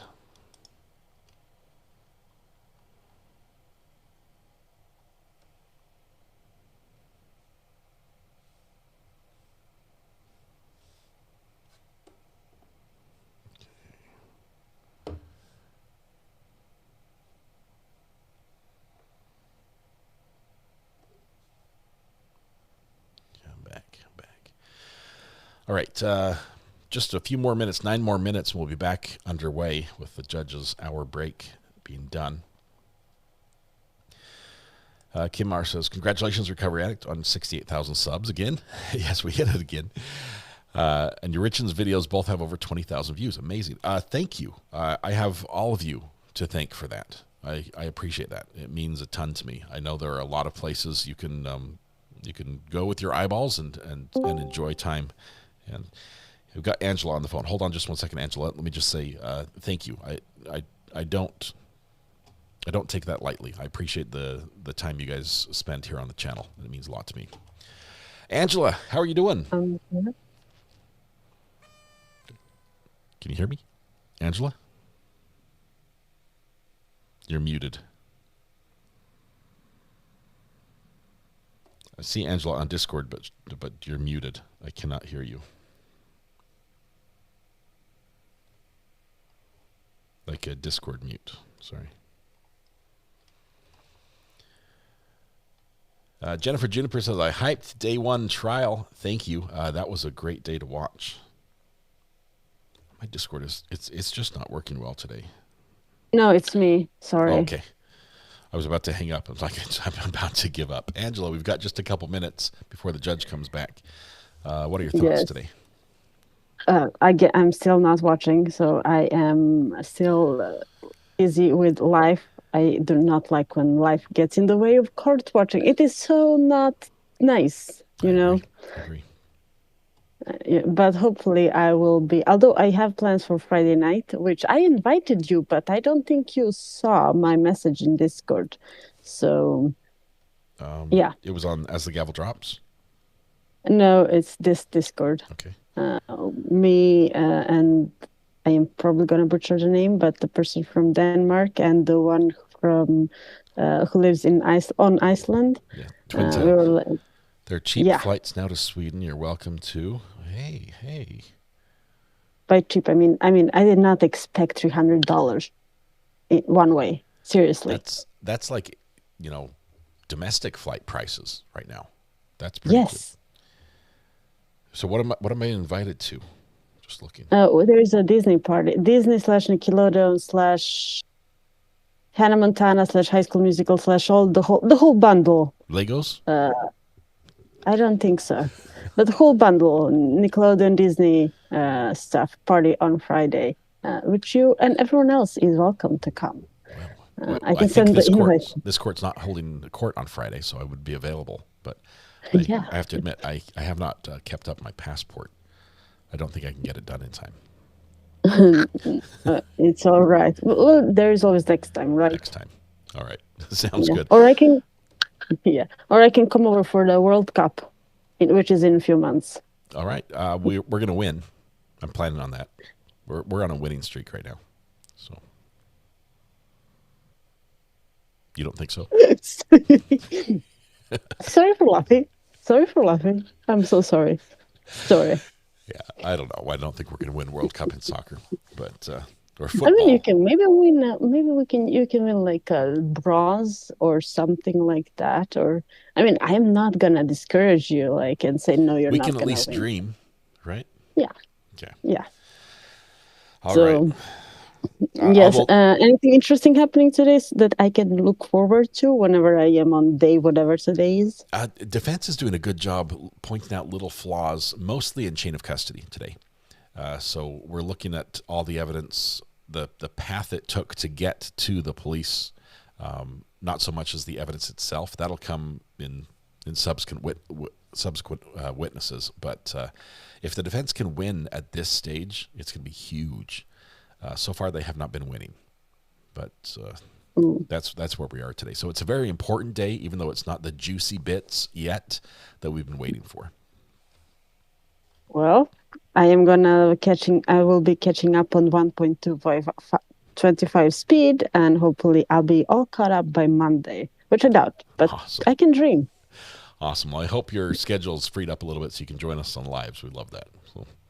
Yes. Thank you very much, Angela. Yes, I appreciate it. Bye. Good talking to you. Bye.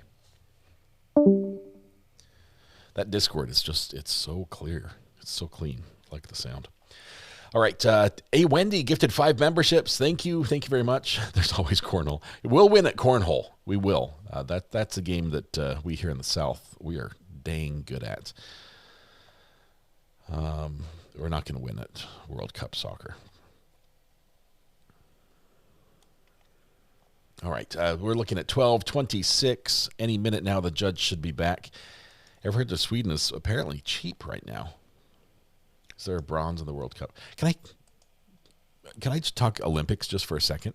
Not about who won and who lost, but are they honestly just giving out like plushy toys, like stuffed animals to the is it to everyone? Does gold recipients get it, or is it a consolation prize that they give out stuffed animals? Because some of the videos of people being handed these little stuffed animals for, yeah, well, you tried, wow. It's the Temu Gold.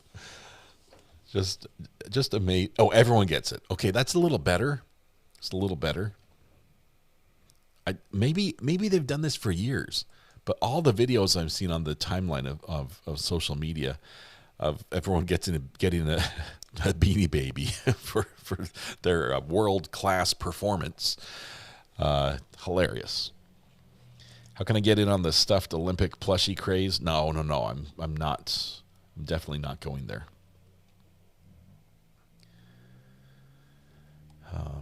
The gold isn't gold anymore. It hasn't been gold since 1914, Ivan. It's always been 92.75% silver since 1914. 1914 was the last time it was pure gold, or mostly pure. It was only pure for just a few. I guess it's just a few years comparatively. They'll be on eBay next week. I bet they already are. I bet you're going to see Olympic plushie toys on eBay before the athletes even leave the village. Norway's crushing it when winning the Olympics. Well, they basically invented snow, Fat Moto. So they and a few other Nordic countries, Canada also, up there in the Arctic North. No, Scott, they usually get their medals and flowers, but they got mascot stuffed animals with the medals. I'm guessing who makes the plushies? What's the plushie company? Does somebody know? Somebody got a sweet deal. They're like, hey, we'll make you stuffed animals. They're called Tina and Milo, the Olympic mascots. Greg Wilson says this defense is so much easier to watch than Banfield. I agree. This entire trial, Greg, is so much easier to watch. I'm loving it. This has got to be my favorite trial of the year. Well, already, but it's only February. I would say it's been my favorite trial of the last 365 days. Let's see.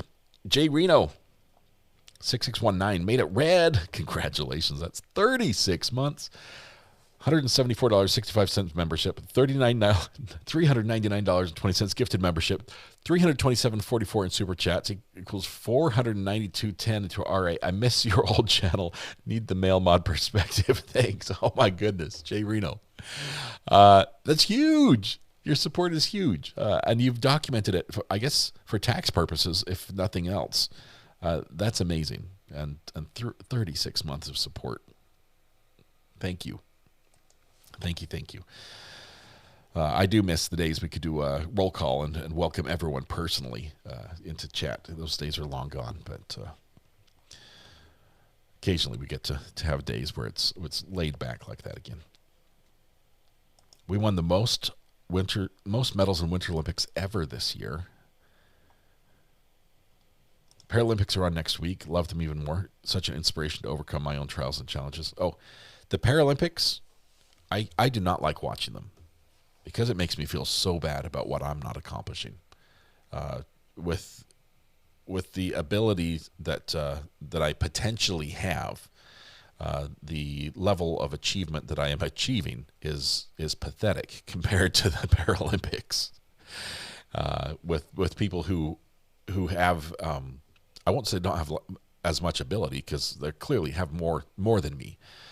But seem to have started off with a shorter hand.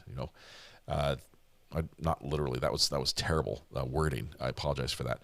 But if we're talking card games, they were dealt a a more difficult starting position, and they overcome and achieve, and it's amazing. It makes me feel terrible. Devin Daughtry just gifted 5 memberships. Thank you.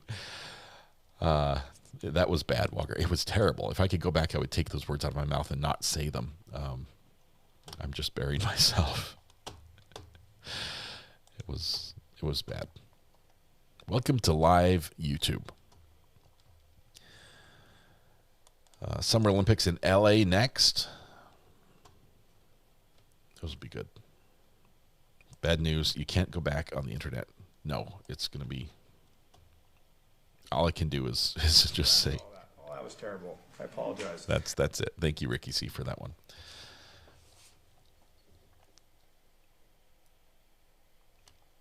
All right.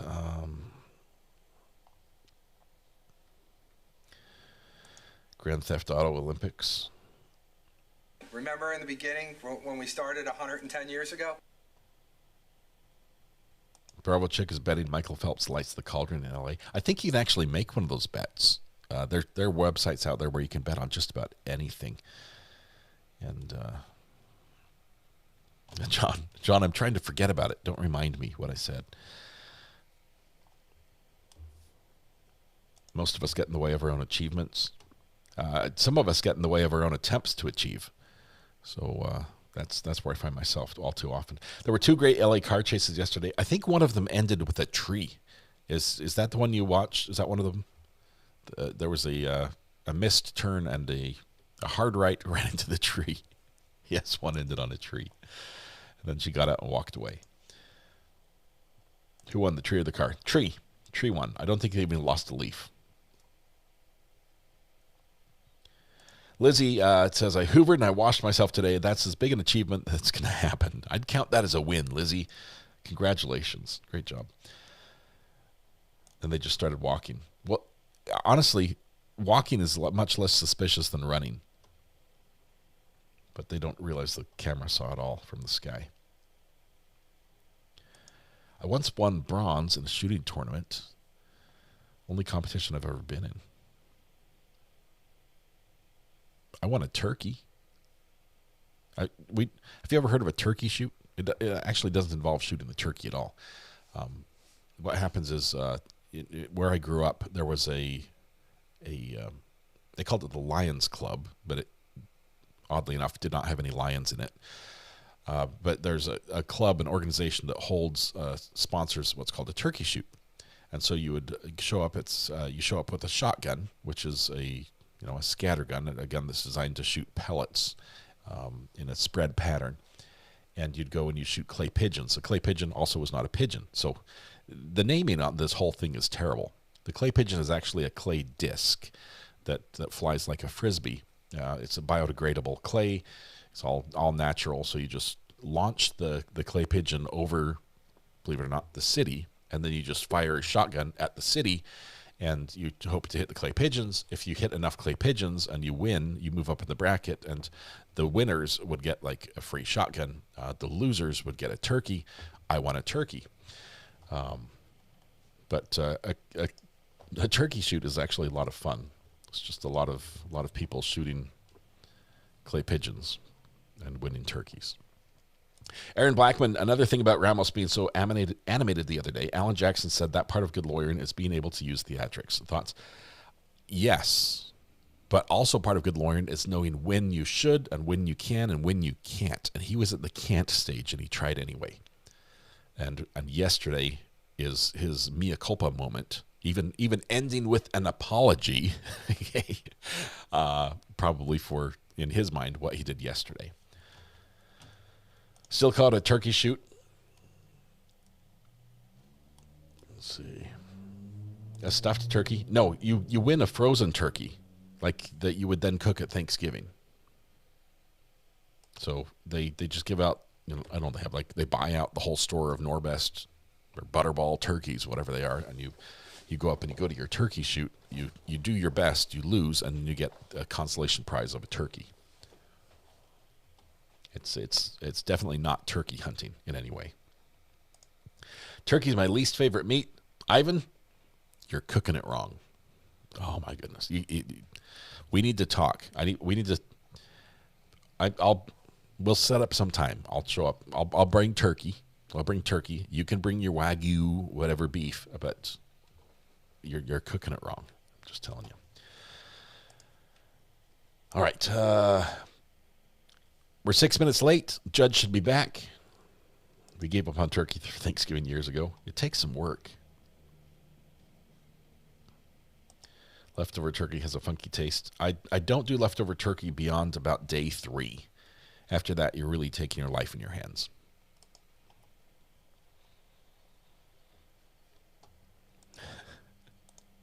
Turkey consolation business.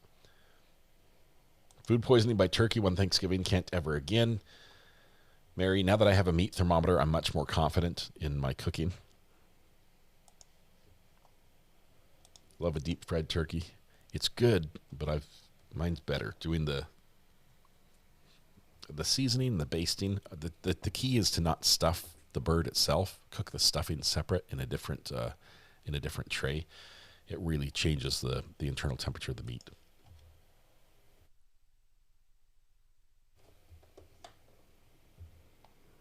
Okay.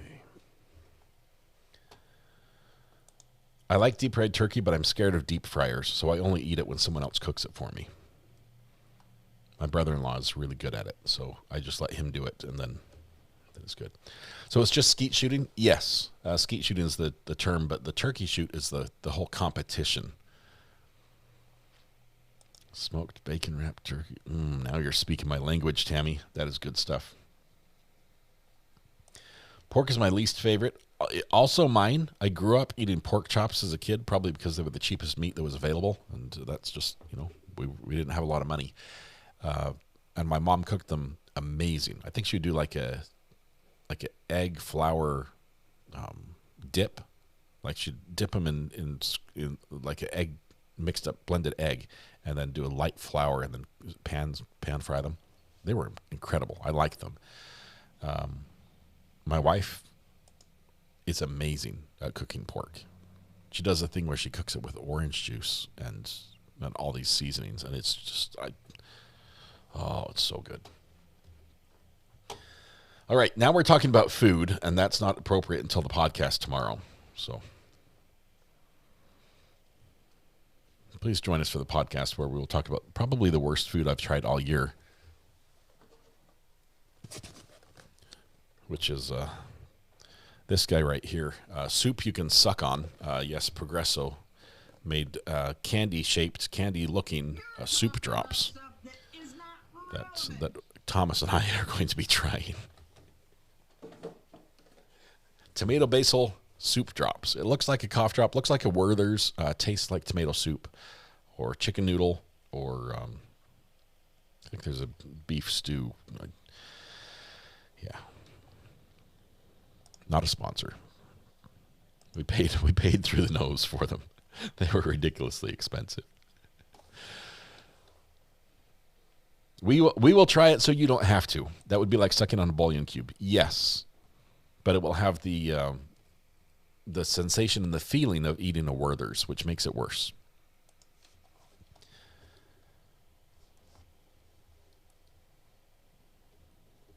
Sounds pretty gross. I'm not optimistic on the results, but maybe they nailed it. Maybe they're onto something new. Maybe I'll stop eating cough drops and just have me a little tomato basil instead. I'll take one more call while we wait for the judge, but we might have to interrupt call this. From Dana. Dana, this is RA. How are you doing? Hey, I'm good. I'm calling you from Florida with a question. Yeah. I've been with you since 2019, and I cannot for the life of me remember what trial I followed with you then, but it was excellent. Daryl Brooks. But anyway, on this one here, on the hydrocodone bottle, or was it oxycodone? Can you refresh my memory? Oh man, I think it was hydrocodone. And it was okay. So it was from 2016, and they found it in the house. She probably put the fentanyl tabs in there to leave a trace in it to kind of make it seem like, you know, he was holding on to the bottle that many years. And that way it could come back and be tested. And I'm just curious why, once the medical examiner found that fentanyl, why that bottle wouldn't have been sent back or they tested. Any idea why? I don't know. I wonder if they still have it or if they disposed of it after they were done with the body. She said the girl, I'm not sure, I think she was the crime scene investigator. I can't remember her name. But she said that they would still have it. And so can they legally go back and test that bottle? Definitely. If it still exists, that could still happen. I don't know if they'd be able to get tests back in time to be any use to them. It would also be a little bit late to include that in evidence in this trial, but the ability is there if it still exists. I mean, they could exhume bodies to redo tests if they needed to. There's a lot they can do. But to your point, though, it does, if and I'll preface this with a big if Kouri Richins did set this up and plan this, and this was a murder, you know, everything else, it seems like some of the things that occurred in the house and some of the ways she said things were literally planted evidence that was intentionally put there, meant to be found, and the cops missed some of it. Like the cups in the sink, and there was still alcohol left. It sounds like that was set up so that it was like, oh, we didn't finish our drinks, and we left the cups in the sink, and the cops were there, and they were supposed to look, and they didn't. You know, it sounds like it would have shown you that there was no fentanyl in the drink. Well, you can rinse out a cup and add some Moscow Mule, mix up to it and put it back in the sink. That it doesn't prove it one way or another, but it sounds like there are so many ways that that the cops could have, if they had investigated, and this helps the defense, honestly, could have proven that nothing had happened. But it also is very easy to set those things up. So. Right. Okay. Well, thank you for answering that. That seems like they would have tested that bottle in the beginning once they suspected that it was more of that it was a murder and not accidental. Yeah. It just seems like they would have tested that oxy bottle to make sure that there wasn't any fentanyl in there, trying to make it seem like, he's holding on to an old bottle and he's throwing fentanyl in it. And, I wouldn't put it past her to have tried that. I want to hear from the witness who was in charge of all of this, right? The one witness who's like, I was the lead investigator on this case. Everything ran through me. I was the last, the buck stops here guy.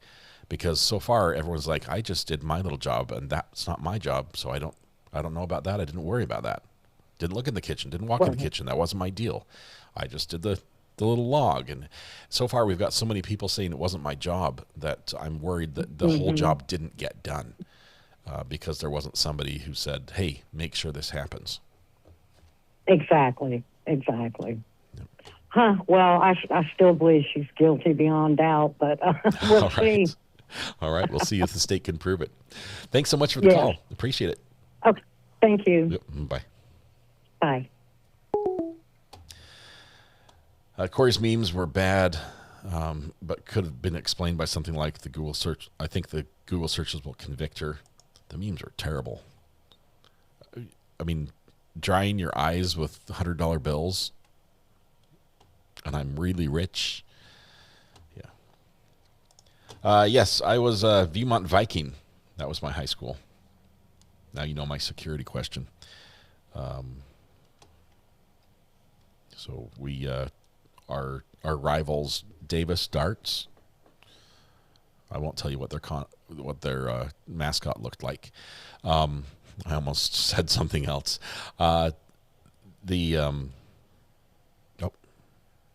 Woods Cross, that was another rival. Bountiful Braves, but they didn't. They became not the Braves. When there was a time period when Indian mascots were not the thing to do, so they changed to be something else, and I still don't know what they are. But good little area. Wifey was a Viking. We can talk teachers sometime. I made my math teacher quit. So there's that.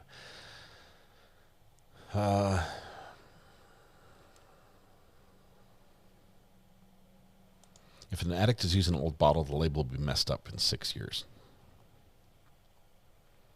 Is fentanyl in liquid form, powder, or tablets? I believe tablets in pill form. Although it can be crushed, a pill can be crushed and mixed into a solution with something else. Oh my goodness, that hurt. Holy smokes! All right.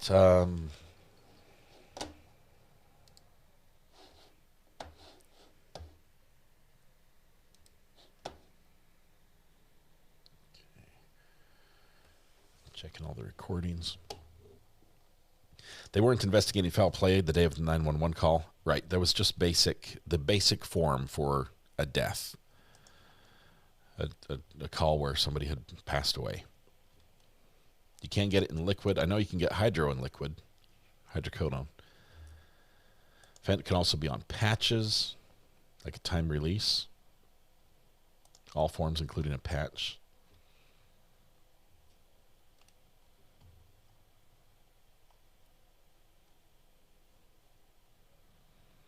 Fentanyl is a pill, powdered liquid, IV, and patch. We saw the judge's head. Let's go. I think we're probably waiting for the jury to be gathered. We'll get the audio as soon as the jury's coming in. I missed what the orange notebook has. The orange notebook was identified but not admitted yet, if I remember correctly. I think we've got a couple things. We have a timeline of events that Kouri wrote and stuck in her kitchen cabinet. Most likely not for the police to find. That was found. And that's going to be fun as well. Kouri seemed to be leading the officers to the gummies. Could she have put the fentanyl in the gummies? It's possible.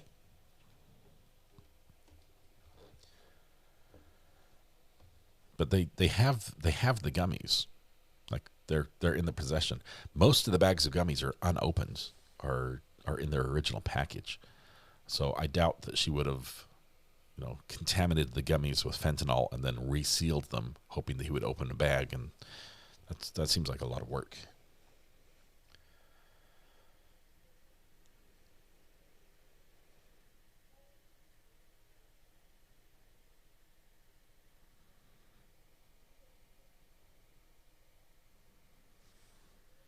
Is this a Reddit post somebody sent me? Purporting to be from Kouri Richins.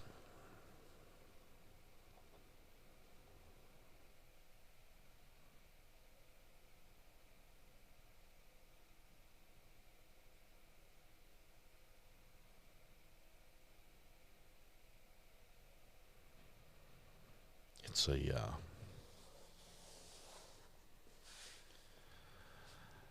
she says, this is the caller who texted this in says, this is the post Kouri made in our grief group before her arrest. And it's basically an advertisement for the book she wrote. But it does contain stuff like, I lost my husband unexpectedly last year. I was trying to find books for my kids, so I wrote my own. Just came out this week on Amazon. Man.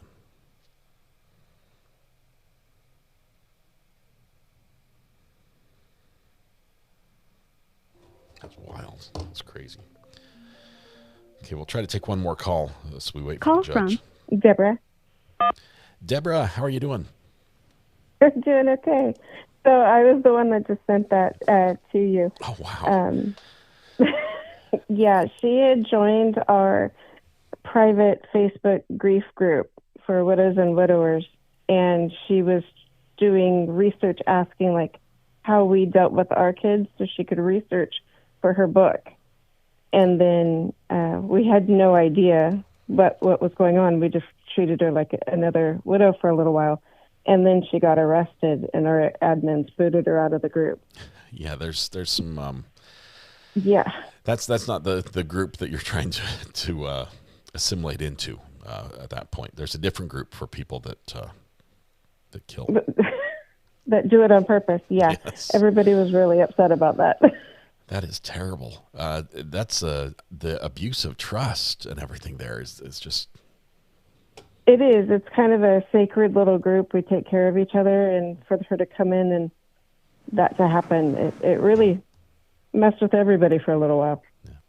Deborah, the judge is back and the jury's coming back in. Thank Got you it. for that. I appreciate that You're insight. welcome. And wow, I am so sorry that happened. Thank you. Appreciate the call. You're welcome. Bye. Okay. Wow, that is amazing. I mean, the group felt like a huge violation. Yeah, of course. Rest of the day. We will have you come back tomorrow morning, ready to go at 8:30 a.m. Between now and then, same instructions. Please do not speak about this case with anyone. Please do not allow anyone to speak about the case to you. Please do not read, listen to, or watch any reports about this case from any source. You just have to affirmatively avoid those things. Please don't do any searches on the internet about this case at all. Thank you for your patience. Please travel safe. We'll see you tomorrow morning, 8:30 a.m. Please rise for the jury. Audio came on with the judge saying, "I'm recessing for the rest of the day." It's possible he might have said something in court that was that provided a little more context to that. So I'm looking right now to see if somebody can see this. Folks, have a seat. Ms. Gibson, may I have a brief conversation with you? You don't need the bin. You can leave that there for a moment if you want. Uh-oh. Mr. Palmer will watch over it for you. You can just step to the podium for a moment. This is what she can't say. I apologize for this delay. Can you be here ready to go at 8:30 tomorrow morning? Yes. Okay. Do you understand that you are still, in effect, under oath and on the stand, so you cannot confer with anybody about your testimony?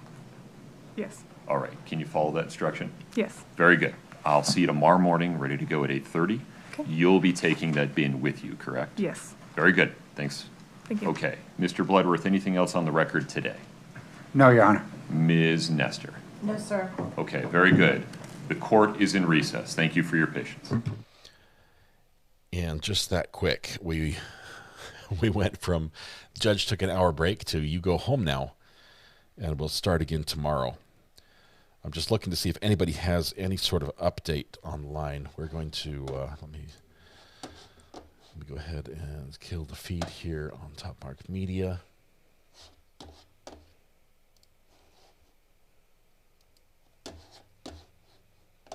We're off the air there. And end the stream. Okay, Top Mark Media's done. Nothing else. Something went down. We don't know what it is. Here's what we did know. The judge said that he had a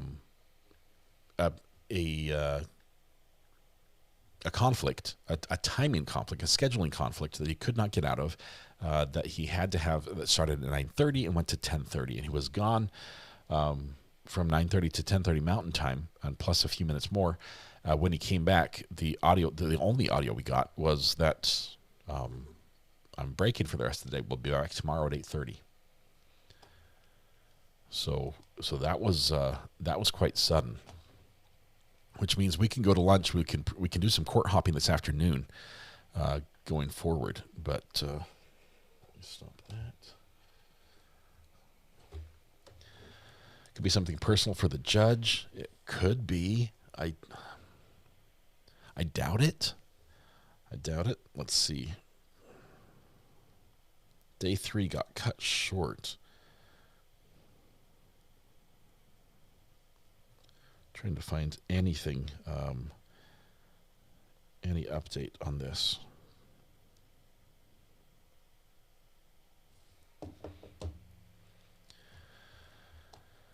Kouri looked like she was in pain this morning. She was holding her stomach when she stood up. I even don't think that's it. wonder if Kouri will ever duplicate her outfits. I'll be watching. 5 weeks. I duplicate my outfits almost every week. I mean, right now I'm wearing a Courtroom Confidential shirt, which, love the channel, by the way. Josh is amazing. Why try to read into it? Take it for what it is. Well, I would only be concerned if this was something that affected the trial. We know that right before this, there was an issue where I would not be surprised if defense asked for a mistrial because the information about the Kouri being in custody came out. So that was my concern. Hang on, do we have a call? Call from Selena. Hey, Selena. This is Ari. Hey, how are you doing? What just happened? So glad I didn't go today. But let me tell you, I sent a text to the lady that interviewed me yesterday. Mm-hmm. And I'm waiting to hear back from her. So when we come back from lunch, I may have some information from her. Yeah. Let me. I'm just looking to see who else was up there. Nate Eaton, right? Nate's there, isn't he? Right, and he's been there because I saw him, but hold on, she just texted me back. Just 1 second. Nate didn't say why. She said, very interesting, not sure what happened, no explanation. Okay. I'll say this, it doesn't sound like it seems to be a personal matter. That's what came from the reporter I know. So that's it. It was something to do with the judge personally. Okay. Yeah, Kathy's saying it might have something to do with the other court matter the judge had to handle on the break. It didn't appear to involve the lawyers on this case, which is our biggest sign of no problems here. It's absolutely strictly scheduling and something else. It was something the judge either he couldn't get away from whatever he had, but yeah, she just said none of the lawyers were having any arguments or reacting before. It was just like he came back and said they were done for the day. So, yeah, we know that the scheduling in this trial specifically was changing even right before the trial. They were adding trial days and stuff. So we know that his schedule has been sort of fluid, and clearly there's some things they couldn't change, like the 9:30 to 10:30 appointment that he's there at. But hopefully everything's all right with the judge. Sounds like he's just going to take care of what he needs to, and we'll be back again tomorrow, just business as usual. So we get half a day there. So. Yes, I just wanted to let you know that info, and I'm glad she texted me while I was on, because he looked fine, I thought, too. All right, he might give us information tomorrow. He might. Yes, I will get you. I'm going to have a chat with her again tomorrow, so I might get some more. Yeah. She's a really nice young lady and has become. She's cool. So I kind of have an insight with KUTV now, which might be good for our channel, right? I love. I've done a lot of work with a lot of the channels in the Salt Lake Valley. I've got some video that's aired on KSL. I worked for Fox 13. I've done a little bit with. We've been side by side with KUTV before. Channel 4, probably not some. Yeah, I ran Channel 4's camera. This is funny. Side story. There was a SWAT standoff in Farmington, and the cameraman on Channel 4 was like, "I am dying. I'm gonna collapse. I need food." But the SWAT team is about ready to go. I'm like, "Look, I can run your camera for you." And he's like, "Do you know how to run it?" I'm like, "Yeah, it's a broadcast camera. It's already set up. I'm just going to have to aim and follow." I ran the cameraman's camera when the SWAT team was moving into a home on Channel 4. Oh, it didn't work for them at all. My goodness. He was off getting food, but I got the video for him, and it was pretty funny. So. Wow, that's a great story. I love all your stories. You have so much experience with lots of different things. Yeah. Well, we're super excited you're going to be there in court tomorrow. Please drive safe. Take care of yourself. And I'm going to try to go. I hated being home today, so I may be going more often than I said, because but I've been like, I want to be back there, so I will. Yeah. Thank you. Thank you so much, Lena. I'll be watching this afternoon. Okay, bye, everyone. Bye. Bye. EDB says if it was something on this trial, they would have to put it on the record.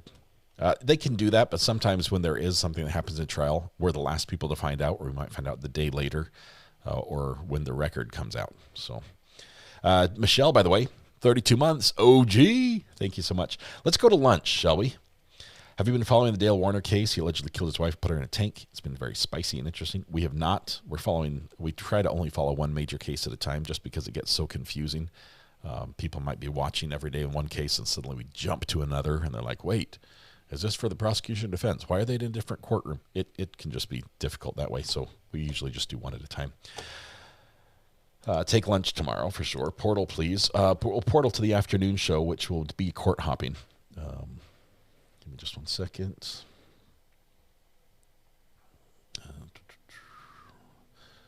reuse those.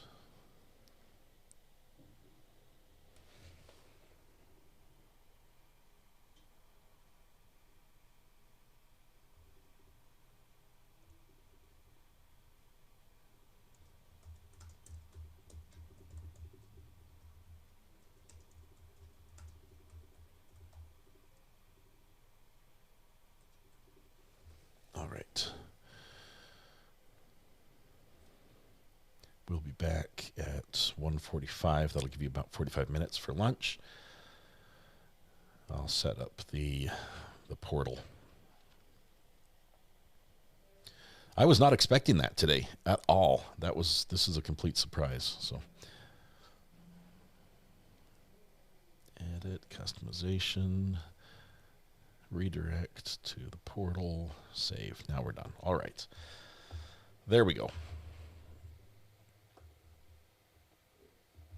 Now we can play the music. All right. So exciting day tomorrow lined up. We'll have a court watcher with Selena Kay there. Maybe some others as well. I'll find something fun this afternoon, says Josh. We'll count on it, Josh. It should be good.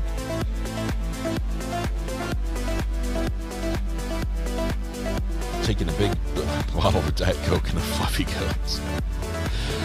All right, we're going to go to lunch. We'll be back at 1:45. Tonight, when you go home, please hug the people you love. Smile at someone, make their day just a little bit better. And please stay safe till we go live again. 1:45 right here.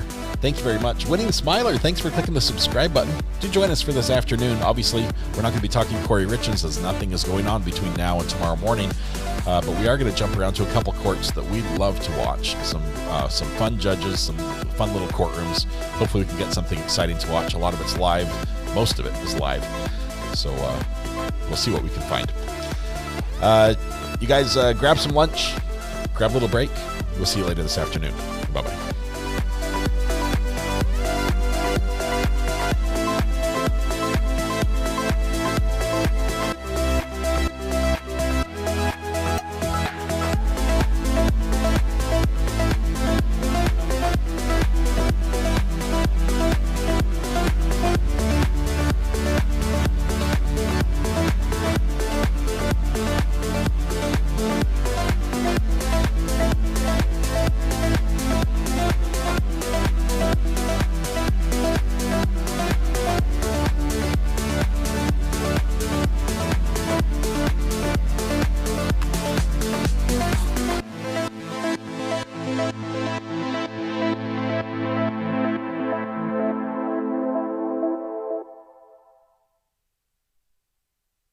In front of the wall.